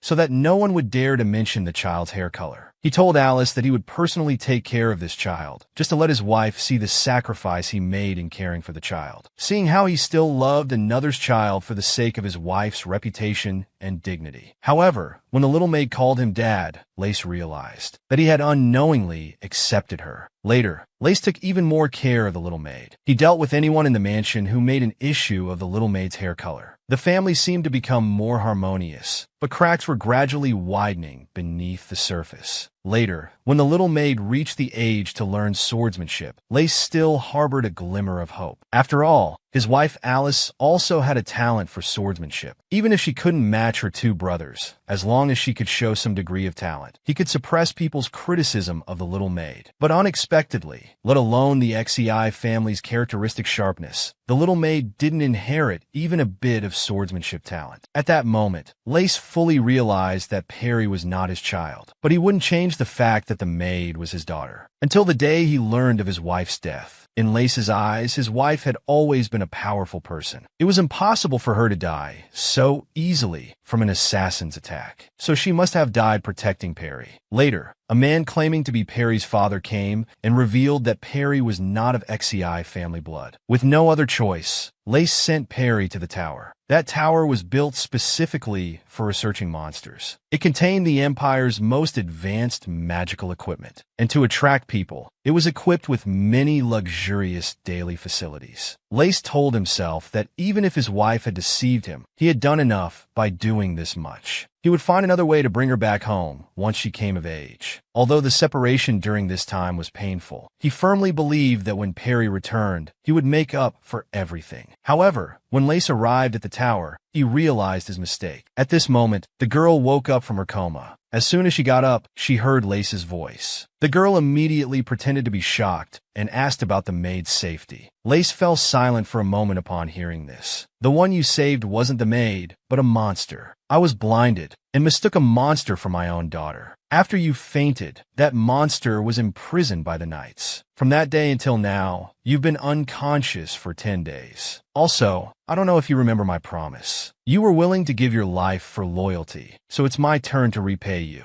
What do you want? The girl's only wish was to prevent the alliance between the two empires. This was also the purpose of her infiltrating the Duke's mansion and exposing the maid's identity. But Pandalnian had clearly used this point to form the alliance. Even if the fake maid's identity was now exposed, they would surely find other ways to join forces. Thinking of this, the girl decided to take a gamble. She sincerely knelt on the bed. I hope you can stop Duke Pandalnian from continuing to collude with the Great Eagle Grand Duke and also protect our holy kingdom's trade autonomy. Blue laughed at this presumptuous request. A wish of this magnitude was simply absurd. But since I promised to fulfill all your requests, we'll do as you say. The girl was somewhat incredulous that he would agree to such an absurd request. Just as Blue was about to leave, he suddenly remembered something. He turned back and advised the girl to stay away from Huitain. Although he appears to be a respectful and polite man, he's not as simple as he looks. This is advice from an elder who has a daughter. Hearing the word daughter, the girl was slightly stunned. She had one last question to ask. The maid's hair color is clearly different from yours, and she's not of XCI family blood. So why do you insist on finding the maid? Maybe she's already dead. Lace was silent for several seconds. Because she's my daughter. Blood doesn't matter anymore now. Also, that child must still be alive, because I haven't seen her body yet. The girl found it somewhat laughable. He talked so nicely, yet he couldn't even recognize his own true blood. It wasn't until the second year after leaving him that the girl learned about her own background. That day, as usual, she was joking around with Mello using magic. Then she accidentally exhausted her abilities. Unexpectedly, her originally brown hair turned black in an instant. Seeing her hair color, the girl choked up a bit. She remembered her mother, who died protecting her. Once, her love for her mother was mixed with resentment. During the torturous days in the tower, she often doubted if her mother had really had an affair. The girl felt wronged. Her life had been ruined by her mother. It wasn't until the moment her black hair appeared that she realized her mother had been wrongly accused. Later, the girl also figured out the reason for her hair color change. Whenever she exhausted her power, it would turn black. And when her strength recovered, it would turn brown again. The girl wanted to ask His Majesty about the reason. In her eyes, His Majesty was omnipotent and all-knowing. But in the end, she buried the question in her stomach. She was afraid His Majesty would think she still had lingering feelings for the XEI family. Later, the girl also realized that the XEI family had nothing to do with her anymore. After all, if her father had trusted her mother from the beginning, the truth would have come out when she learned to control her power. So now she didn't need to empathize with her father. The urgent matter was to figure out who saved her and for what purpose when she was attacked by the spirit beast. She remembered that at that time, Pandalnian ran towards her.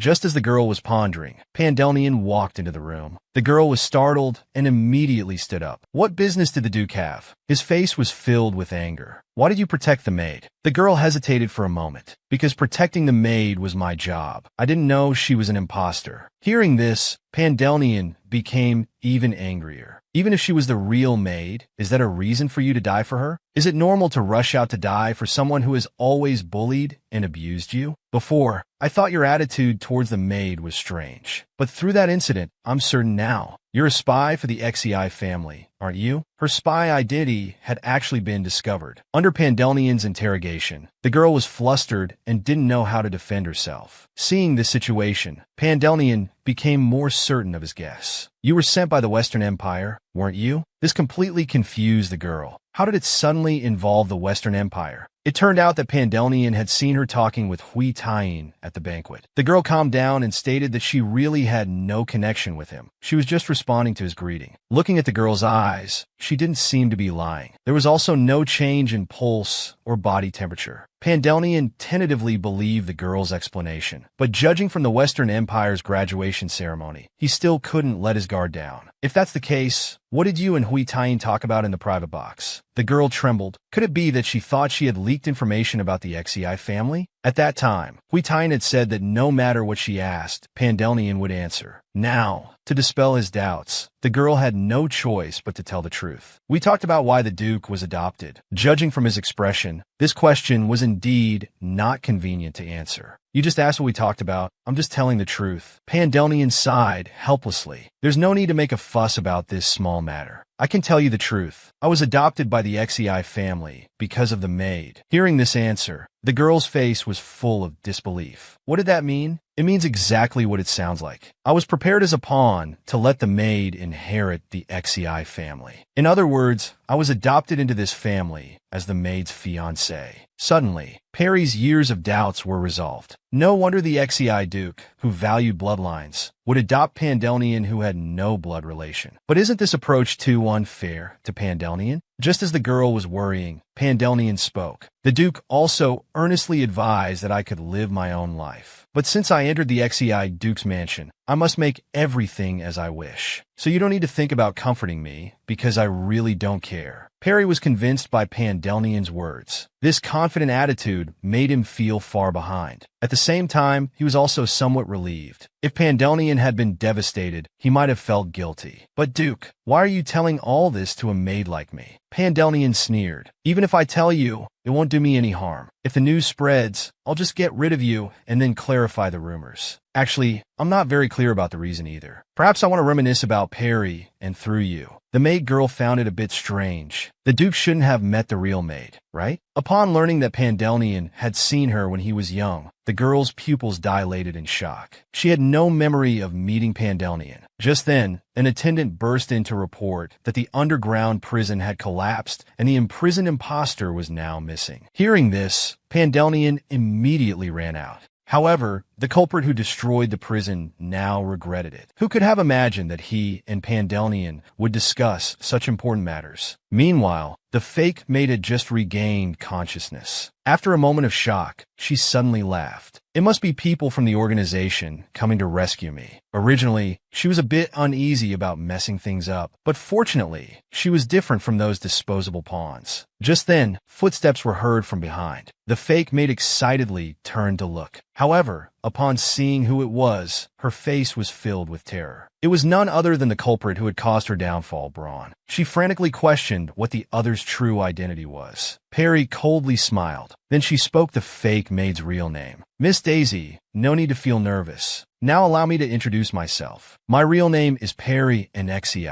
Seeing that colorful black hair, the fake maid felt her heart skip a beat. This maid who had always been bullied and abused by her was actually the true daughter of the Xi family. She tried to boost her confidence by shouting. The real maid had already died long ago. Moreover, she was an illegitimate child who couldn't even inherit the family bloodline. That's why I disguised myself with this brown hair. Perry couldn't be bothered to argue further. I came here hoping you could assist me. Hearing this, the fake maid told her not to even think about it. Even if it's just to confirm whether she had leaked any secrets, the organization would definitely send someone to find her. And you foolishly exposed the fact that you're the real maid. As long as I spread the news, they will certainly ensure my safety. It was just as Perry had thought. Behind the fake maid was a massive underground organization. Hearing the fake maid still talking nonsense, Perry couldn't help but laugh. She casually snapped her fingers, and a bunch of people in black fell from above. Is this the organization Miss Daisy trusts? Besides, don't you wonder why I dare to reveal the secret? This is an artificial cave 500 meters below ground. No one can save you. Since you've heard the secret, please just die. Saying this, the girl unleashed earth magic. Accompanied by a rumbling sound, the cave shook violently. Only then did the fake maid realize that this woman was the mastermind behind the prison earthquake, and she had just missed her only chance to negotiate. Realizing this, the fake maid fainted in fear. Next, the girl only needed to move the cave, transporting it to the Holy Kingdom to complete her mission. But before that, she still had to find something on the fake maid. The legendary artifact that could change one's appearance. If the imposter escaped with the ability to change her appearance at will, since the girl could already freely change her body, this thing wasn't of much use to her. But it might be helpful for His Majesty and Mello. Just then, the light from the artifact entered the girl's body. Then the artifact cracked with a snap. The girl panicked immediately. Did she accidentally break it?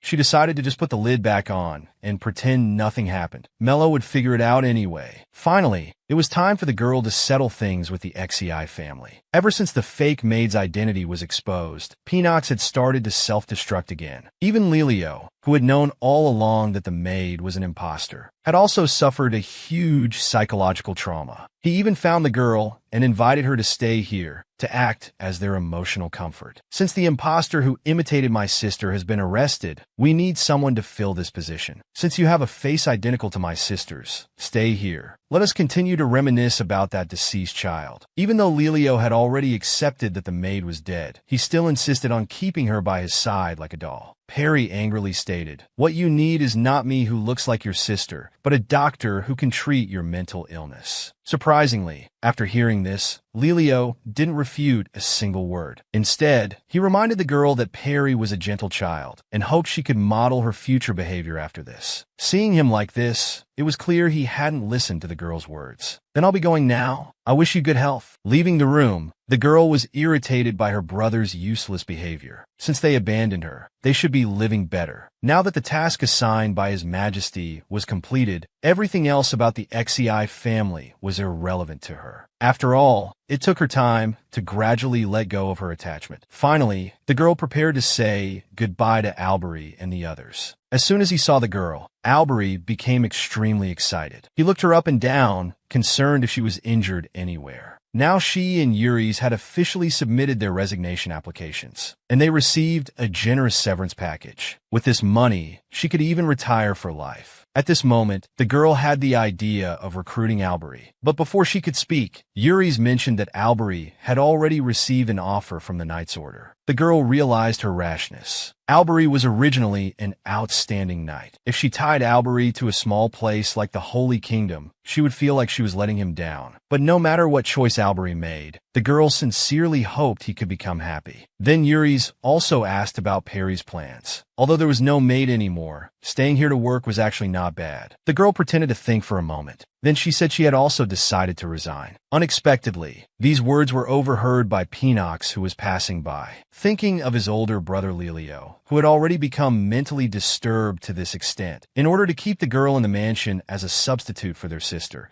he could even resort to any means necessary. Just a while ago, Pinox had heard about the girl's intention to resign. The girl wanted to explain clearly to him that no matter how much he tried to keep her, she wouldn't change her decision. But to her surprise, Pinox simply wanted to persuade her to continue working at the Duke's mansion. First, there's a big gap in living standards between the Holy Kingdom and the Empire. People in the Holy Kingdom can't succeed just by working hard now. After hearing him chatter on and on, the girl couldn't tell if he had other intentions. But regardless, she didn't want to change her decision. "Thank you for these suggestions. I'll accept your kind intentions. But more importantly, how are you feeling? Have you bounced back after the fake maid was exposed?" Of course, it's not that easy to let go. Before the truth came out, I sincerely believed that imposter was my sister. Even though she looked different from how I remembered, I just thought it was our fault that caused her to change. But just when I couldn't bear the resistance in my heart anymore, you appeared, looking very much like Perry. I don't know why, but compared to that imposter, I saw shadows of Perry's childhood in you. I've been thinking about why Miss Perry looks so much like my sister. Later I figured it out. Although I disliked how my father and older brother buried their past mistakes and wholeheartedly favored Perry, I realized I wasn't much different. The moment I saw Miss Perry, I found that I could overlap you with those happy times without any guilt. While pretending not to understand my father and brother's obsession, I also wanted to get comfort from Miss Perry. Thinking about it now, this behavior was too offensive to you. Although the girl felt it was too late for remorse now, since they had gotten along well during this time, she decided to comfort him. "Peanox, you don't need to feel sorry. Most people have such fantasies, seeking comfort from others." Perhaps the real maid had the same idea. Hearing this, Peanox finally smiled with relief. "If only you really thought that way. Miss Perry, you've had a hard time too." Just when the girl thought her connection with Peanox had come to an end, she encountered Lelio again on her way back to her room. He stared at the girl for a while, then said something that made her hair stand on end. "Are you really planning to leave us?" After Perry said this, Lelio turned and left. The girl could hardly believe that Lelio had become mentally disturbed to this extent, but at least he didn't persist further. Early the next morning, just as the girl was packing to go home, a maid hurriedly brought a newspaper, asking her to look at the headline news. The girl's home had been accidentally destroyed, and the Holy Kingdom's national bank had been frozen. There were very few people who could make both these things happen simultaneously. The girl immediately thought of Lelio. No wonder he left so abruptly yesterday. The girl angrily threw her luggage back into the room. She couldn't believe Lelio would use such despicable means to keep her. Although she didn't care much about money in the house, she couldn't let such a big loss go just like that. The girl immediately activated her earth magic to observe his whereabouts. Unexpectedly, she stumbled upon a scene of Peanox and Lelio arguing. It turned out Peanox also felt ashamed of what Lelio had done. However, Lelio still insisted on his own way. "Aren't you also relying on Miss Perry? This is beneficial for you too. Why are you so angry? Or are you now getting mad at me for the sake of an unrelated person?" Peanox felt deeply disappointed. Big Brother wasn't like this before. Why have you become like this? What exactly did you see in that tower back then? Lelio turned his head impatiently, indicating he didn't want to answer this question. Seeing this, Peanox also became angry. "Do you really plan to keep hiding this from me? I'm increasingly unsure if you even consider me family anymore." The girl found this conversation perplexing. Peanox said Lelio had seen something that made him act strangely. Thinking about this, the girl decided to ask the more approachable Peanox for clarity. As expected, he was sitting under a tree as usual. Seeing the girl, Peanox asked if she needed anything. "I heard you can't go home for now." The girl took out 2 bottles of wine and invited Peanox to have a drink with her. Seeing him so worried, Peanox felt full of remorse. Later, the girl started talking about her family in the Holy Kingdom. This topic was more likely to resonate with Peanox. "Although they're all good people, I still often imagine what it would be like if I had been born into a family like this from the start. Sometimes they hide important things from me for my sake, but what I want is for family to share their difficulties together." Peanox fell for the bait. He also felt that his brother Lelio was hiding something from him. Although he had always been good to him, he had indeed become strange. Over a decade ago, they discovered something unusual in the account of the man claiming to be Perry's biological father. Father immediately decided to investigate that tower. The leader of the investigation team at that time was his older brother Lelio. Although it was ostensibly to investigate him, in reality, Father had given him another task in secret. The so-called investigation was actually an excuse to bring Perry home. However, upon reaching the tower, what they saw were various dolls scattered around the room like corpses. Among them, they could deduce traces of Perry being abused. But Perry wasn't in the room. It was as if no one had ever lived there. The girl still didn't understand after hearing this. It would be normal to become mentally disturbed after witnessing such a scene. But this was just the story XEI made public. In fact, the truth was that Lelio went into the tower alone. The investigation team said that as soon as my brother entered, he immediately locked the door. Although he later explained that he did this to protect the scene, he firmly believed that for his calm and mature brother to change overnight, he must have seen something extremely shocking. Thinking that the source of all the girl's misfortunes was actually the Wyndham family. Not long ago, the girl learned from her conversation with Peanox that the reason for Lelio's mental disturbance was something he had seen in the tower in the past. But the girl felt this reason alone wasn't sufficient. After all, others had also entered the tower, so why were they all doing fine? Peanox hesitated for a moment. Then he revealed another unknown truth. After Lelio entered the tower alone, he stayed there for a full 3 days without coming out. It was based on this that Peanox was certain Lelio had hidden the truth from him. Just 3 days could cause him to become mentally disturbed. Peanox couldn't imagine how scared Perry must have been in such a place. Logically, he should also have the right to know what happened, but his brother insisted on excluding him like this. Those dolls were actually made by the girl when she missed her family. Later, she used them to distract herself from pain, but the girl wouldn't tell Peanox this. She chose to comfort him with gentle words. Maybe Lelio doesn't tell you about the tower to protect you, even though you're now a capable knight. In Lelio's eyes, you're still his immature little brother. He's doing this not just for Perry's maid, but also for you. Peanuts had never thought of it this way. All along, he had only focused on his brother's strange behavior, assuming he must have bad intentions for keeping secrets. But if their roles were reversed, he might also try to keep his brother from worrying. Realizing this, Peanuts stood up abruptly. Since there was still a chance to change things, he wanted to go talk to Lelio again. His impulsiveness made the girl a bit helpless. The best outcome would be for the brothers to reconcile, and for Peanuts to convince Lelio to return to the Holy Kingdom. At this moment, Peanuts returned to Lelio's office. You stormed off angrily earlier. What's the matter now? Do you remember? When Perry left, you made a decision without considering my opinion. I know there must be reasons I'm unaware of. Brother must feel even more guilty than I do. But I've grown up now, and I can support you too.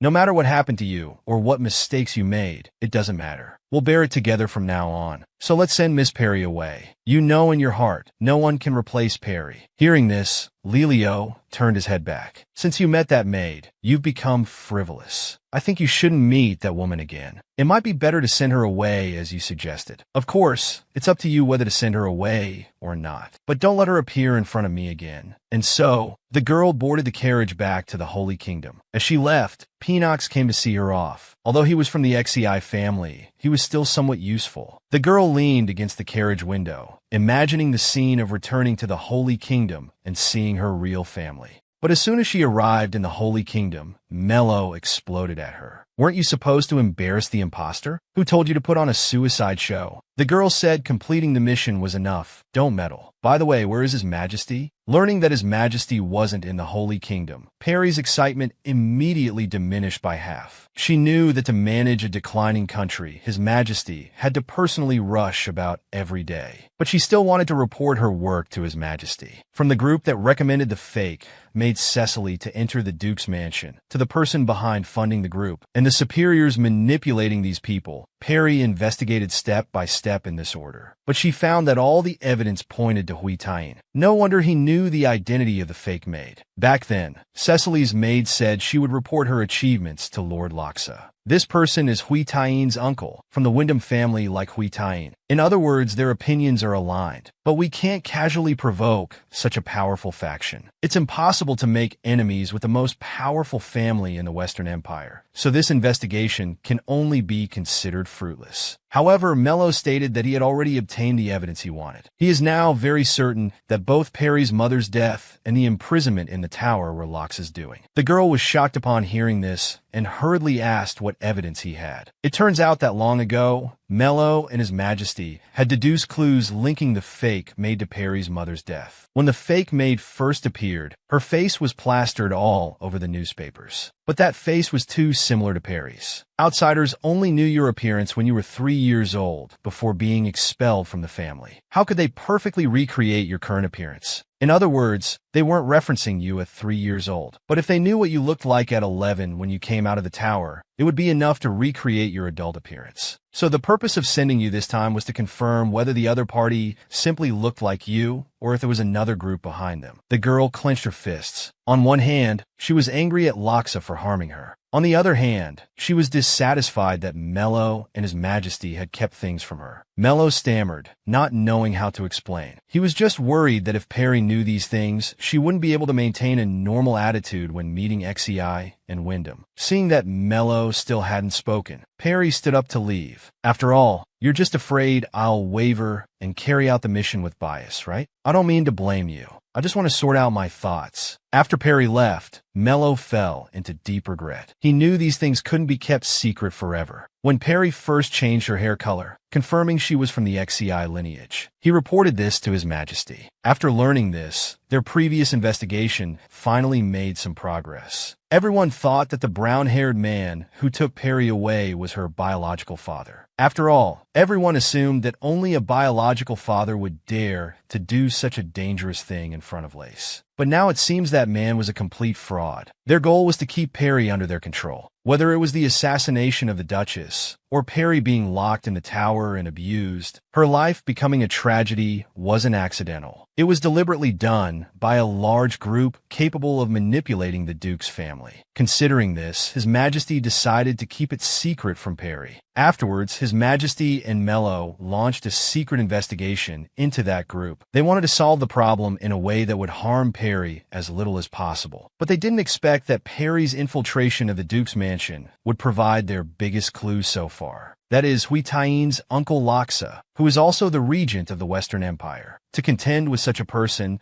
they can only gradually reduce his political influence. But even maintaining their foundation is extremely difficult for the Holy Kingdom. The only one who can contend with the Wyndham family is the Xi family from the Eastern Empire. If this could work out, Mello wouldn't mind bowing down to the Xi family. But if the truth were to be revealed, the fact that Perry is the real maid would be exposed. Mello helplessly tapped on the window. If he had power as strong as the Xi family, perhaps he wouldn't have to worry so much. Meanwhile, inside the Duke Xi's mansion, Pendelnian was working in his office. For some reason lately, he kept being inexplicably drawn to the maid's voices. Whenever he thought of that maid, he would become unlike himself, whether it was personally escorting her back to her room or revealing all his secrets to her. Suddenly, Pendelnian realized when he first met that maid, he had used honorific language with her. This had never happened when dealing with other maids. But now that she had left, there was no point in dwelling on it further. Just then, a message came through Hui Tain's communication orb. Upon learning that Hui Tain was about to go to the Holy Kingdom to propose to that maid, an unprecedented irritation and anger welled up in Pendelnian's heart. Having just learned that his mother's death was related to the Wyndham family, he couldn't believe they dared to come to the Holy Kingdom so brazenly to propose to her. At this moment, Perry, who had just learned the truth, was in turmoil. He didn't understand why His Majesty and Mello had concealed such important information. Although he knew they did it out of concern, it was the same as what he had said to Peanox. But no matter what, His Majesty and Mello were his family. Perry could only persuade himself not to overthink and focus on executing the mission. Now that he knew the Wyndham family was behind it all, the priority for the future would be to investigate them.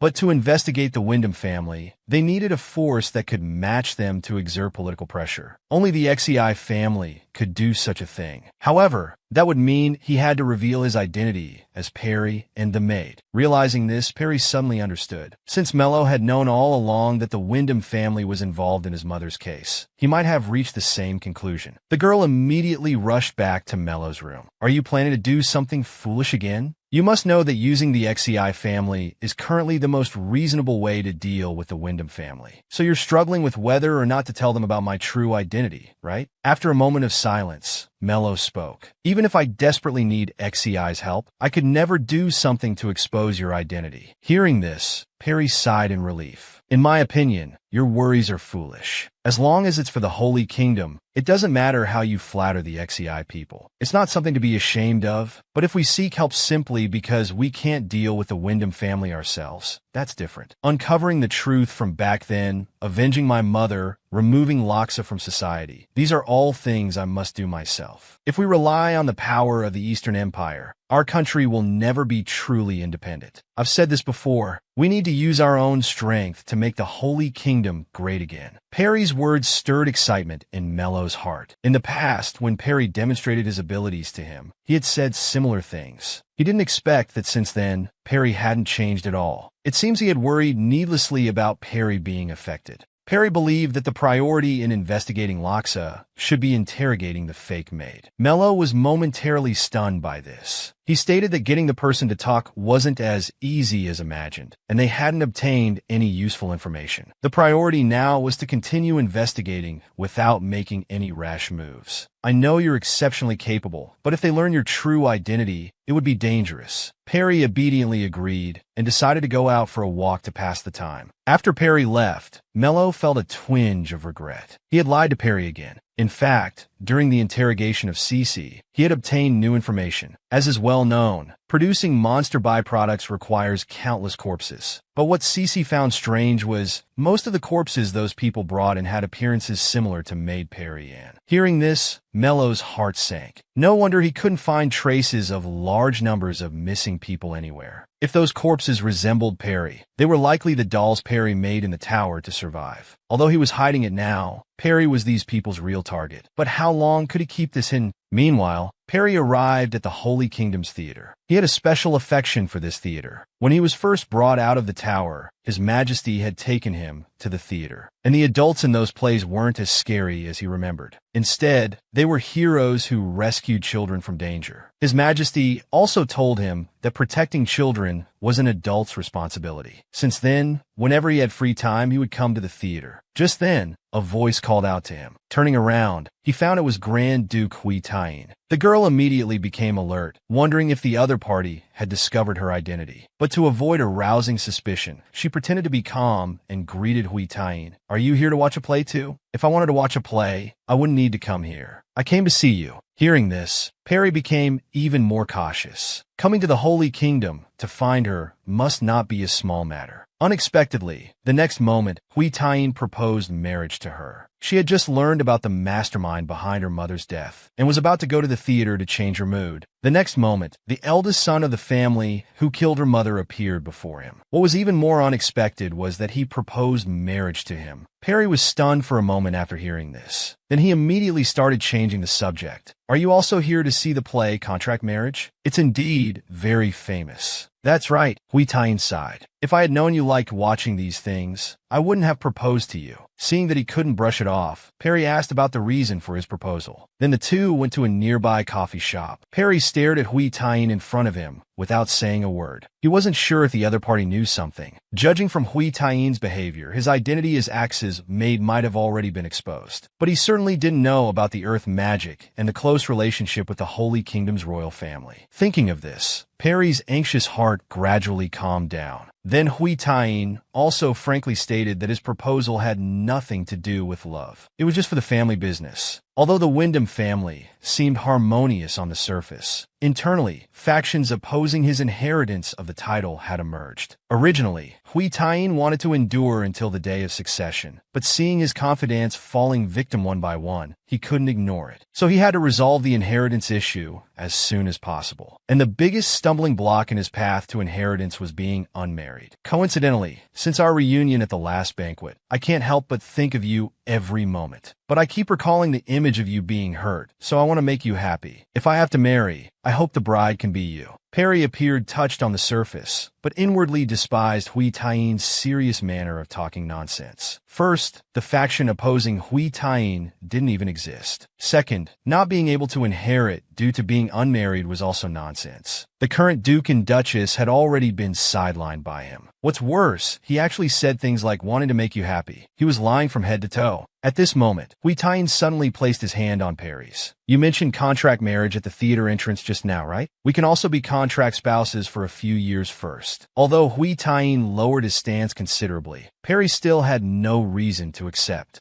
He quickly withdrew his hand. "I understand you, but I still can't give you the answer you want, because you make me feel very uncomfortable." Hearing this, Hui Tain's face darkened. From childhood to adulthood, this was the first time he had heard such words. Just as Perry was about to stand up and leave, the coffee shop door was forcefully pushed open. The person who came in was none other than Pandelnian, the head of the Axe family. Without giving Perry a chance to react, Pandelnian quickly walked over. "Are you going to marry Hui Tain?" Perry wondered how he knew and instinctively glanced at Hui Tain. Seeing his cunning smile, Perry immediately understood. Helplessly, he had to explain to Pandelnian that Hui Tain did mention this, but he was just joking. "It must be a prank Hui Tain played to find you." Before he could finish, Hui Tain interrupted. "What if I wasn't joking?" As soon as he said that, Pandelnian stood in front of Perry and issued a warning. Now, because of the fake-made incident, everyone is watching Miss Perry. In this situation, if you marry Perry, I know it will cause public discussion, but I've already fallen for Perry. What can I do? I called the Duke here, hoping you wouldn't misunderstand. I'm restraining Axe. In that case, do you still have a reason to object? For example, your personal feelings? Pandelnian was left speechless after hearing this. Perry, standing nearby, couldn't help but admire Hui Tain's eloquence. Unfortunately, he made a fatal mistake. Seeing Hui Taiyin's shameless face, determined to use him no matter what, Perry couldn't help but recall what happened at the academy. Since he was set on using him, Perry decided to play along. I understand Lord Hui Taiyin's intentions now. Let's get married. At the academy, Perry placed mud dolls around to observe people on campus to train his abilities. By chance, he discovered Hui Taiyin. His instincts told him this was a cunning person. Although he seemed perfect on the surface, excellent and kind,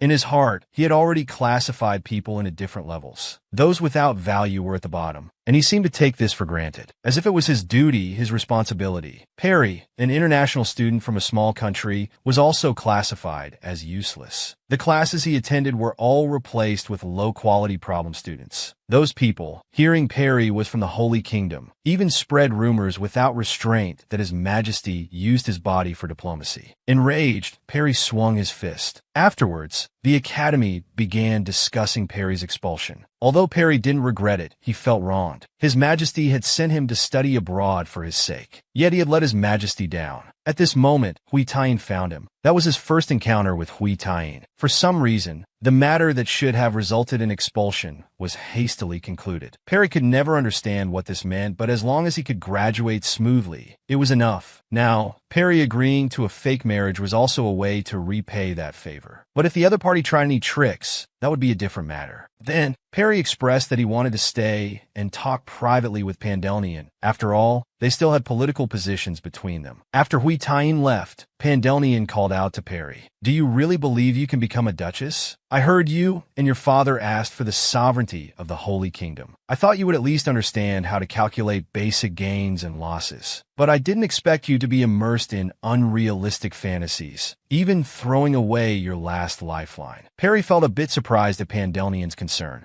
He promised that he wouldn't do anything to slander the XEI family. Pandhelnian was somewhat displeased. "You think that's what I care about?" Perry smiled slightly. "What else could it be? I know why the Duke cares so much about me. You know why you only speak formally to me. It must be Perry Ann. The maid is still very important to you, right? She's the person you admire most in your life. That's why you unconsciously show so much respect to me, a maid who resembles her. But I also want to tell the Duke something. Just forget about the maid. Even without Perry Ann, you're already perfect enough. I hope you can live for your own happiness from now on." Perry's overstepping words made Pandhelnian a bit angry. He clearly knew that he wasn't a real Perry and citizen. But just seeing Perry's face made him unable to say a word. "What right do you have to advise me? I certainly don't have the right. I just hope the Duke won't worry about me anymore." Accepting Hui Taiyin's proposal isn't just about being used by him. It wasn't until Perry said these words that Pandhelnian realized. He didn't come here because he was worried about Perry being used, nor was he treating him as a substitute for Perry Ann. His purpose in coming was simply to prevent him from marrying Hui Taiyin. 3 days after Perry accepted the proposal, newspapers everywhere published news of his marriage to Hui Taiyin. The love story between the Wyndham family heir and the XEI made excited the entire continent. Moreover, things progressed very quickly. Perry will marry Hui Taiyin in 3 months. Now, they are on a cruise train, heading to the Western Empire. This is a type of airborne train that connects dozens of carriages. It was originally created as a means of transportation for the wealthy class to travel. Hui Taiyin had chartered the entire train, just to introduce his fiancée to the nobles of the Western Empire. The first stop of the train was the Wyndham family. Before them were the current Duke and Duchess of Wyndham, Perry's future in-laws. People around whispered about the attitude of the Duke and Duchess. Although just a maid, she was brought back on a cruise train after all. Perry politely introduced himself to the two. But unexpectedly, the Duchess didn't even look at him and hurriedly passed by.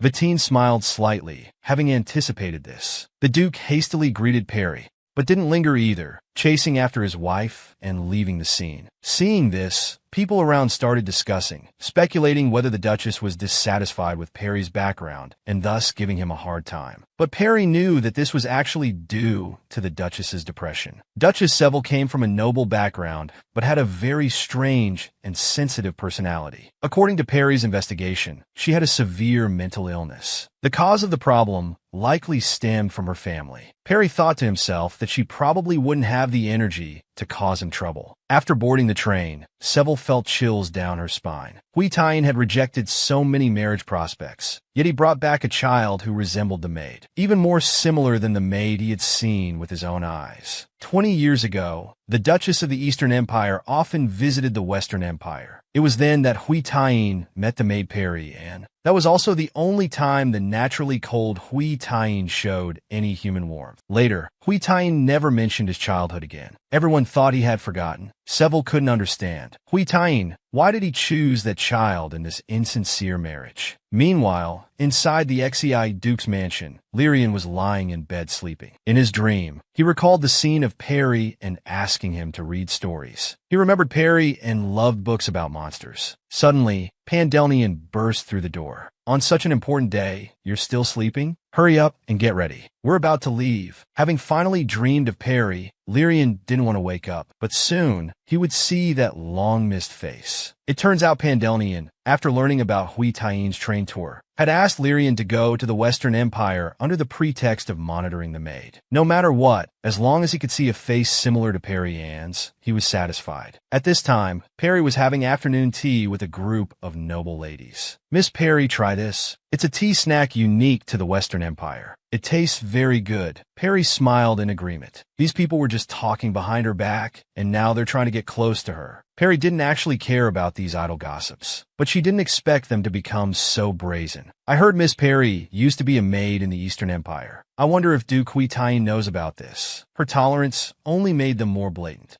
Just as she was about to retaliate, a familiar voice came from behind. Duke Hui Taiyin certainly knows. Even knowing that, he still loves Peri to death. The newcomer was Yuri's, who had helped Peri at the Xi family before. Peri wondered why Yuri's was here. It turns out he had returned to the Western Empire to find work. He happened to see that someone was recruiting guards for Peri, and the person who hired Yuri's was Hui Taiyin. In an instant, Peri became cautious. On the surface, Hui Taiyin was concerned about his soon-to-be bride, but in reality, he might want to use someone close to monitor her. Not knowing if Yuri's had been bought by him, Peri decided to be wary of him in the future. As time passed, Peri received one distinguished guest after another, engaging in meaningless conversations from head to toe. Somehow, he managed to muddle through to the last stop. Today was the day the train would enter the palace, and among the people he was to meet was the one who killed his mother, who used the false identity of a father to defame his mother's reputation, and ultimately caused Peri to be exiled to the tower. The moment Peri saw that man, he finally recalled the truth of what had happened in the past. It turned out that Loxar was not only the murderer who caused his mother's death, but also the mastermind behind his exile to the tower. In fact, Peri had despised Loxar for a long time. At 17, he came to a factory in the Western Empire on a mission. As he delved deeper, he accidentally witnessed them conducting human experiments. Peri knew he couldn't stand by and do nothing, so he used magic to destroy the factory complex and escorted the person in charge back to the Holy Kingdom. Through interrogation, it was revealed that their goal was to create human weapons. But what Mello found strange was that these people's research focus wasn't on enhancing strength, but on eliminating pain sensation and self-awareness, thus creating perfect weapons unaffected by any emotions. Later, due to Loxar's intervention, Peri had to end the investigation. Thinking about it now, Hui Taiyin was likely affected by the experiments too. Perhaps someone, in order to shape a perfect monarch, had eliminated his emotions. Soon after, the train arrived at the palace. Peri not only saw Loxar, but also his brother Lyrian. Although Peri had somewhat anticipated this, he still found it surprising that the accidental killer of his mother was standing together with a man obsessed with the past. Hui Taiyin, this must be the rumored bride. Quickly introduce her to me. After all, I can be considered part of his family too. Seeing Loxar's smiling face, Peri froze for a moment. In the pitch-black cage, he had seen this smiling face more than once, as well as the scenes of them discussing how to use his intact corpse and releasing toxic smoke to kill him. Peri suddenly felt a sense of suffocation. He instinctively wanted to run away, hoping his father and brother would appear to save him. The next moment, Lyrian grabbed Peri's hand. That starry black hair was what he desperately wanted to see when trapped in the tower. But now it was too late. At this time, Yuri's was waiting for an opportunity outside the reception room. He was relieved that Loxar didn't recognize him at all. At the same time, he was also worried. If Perry married Hui Tain and subsequently became close to Loxar, how should he face it? Just then, the door to the reception room opened. Lyrian carried the unconscious Perry out of the room. When Perry woke up, he was puzzled as to why he had forgotten his memories from the tower. Those people had done such terrible things to him. Ever since they learned that Perry could make human dolls, they were constantly thinking of ways to force Perry to produce corpses to the maximum extent for their research. Now Perry finally understood the meaning of these words. Those people used his dolls to process monsters. But if it weren't for his sacrifice, tens of thousands of villagers would have been ruthlessly slaughtered as experimental materials. Thinking about this, Perry felt that his misfortune had some meaning after all. At the same time, he remembered that besides Loxar, he had seen someone else. His aura wasn't as frightening. Instead, he was radiant, as dazzling as a prince. Thinking carefully, that child looked very similar to Pandurnian. No wonder he was so certain that the maid had already died, because in that place, he had indeed died many times. Just then, Yuri's pushed open the door and entered. It turned out this was Yuri's room. He was worried that Lyrian's identity might invite unnecessary gossip, so he brought Perry to his own room. Moreover, many people already knew that Perry was a maid of the X family. Yuri's was angry that Hui Tain was standing idly by at such a time. Seeing him genuinely concerned for himself, Perry felt his earlier suspicions were somewhat unnecessary. He reassured Yuri's that he was fine. Again with this indifferent attitude. Yuri's had seen it before when he was tortured by the fake maid. In the reception room, Loxar was talking with Hui Tain. Honestly, he never expected that there would actually be someone who looked exactly like Maid Perry, and Hui Tain smiled calmly upon hearing this, because that was the real Maid Perry Anne. However, he had no intention of telling Loxar this. In his eyes, Perry had nothing, just acting on impulse, a woman who dared not admit her identity as a maid. No matter how much she intervened, she was destined to lose to Loxar. So his interaction with her was nothing more than fleeting entertainment. Hui Tain came to Perry's room. Pretending to care, he asked if she was feeling better.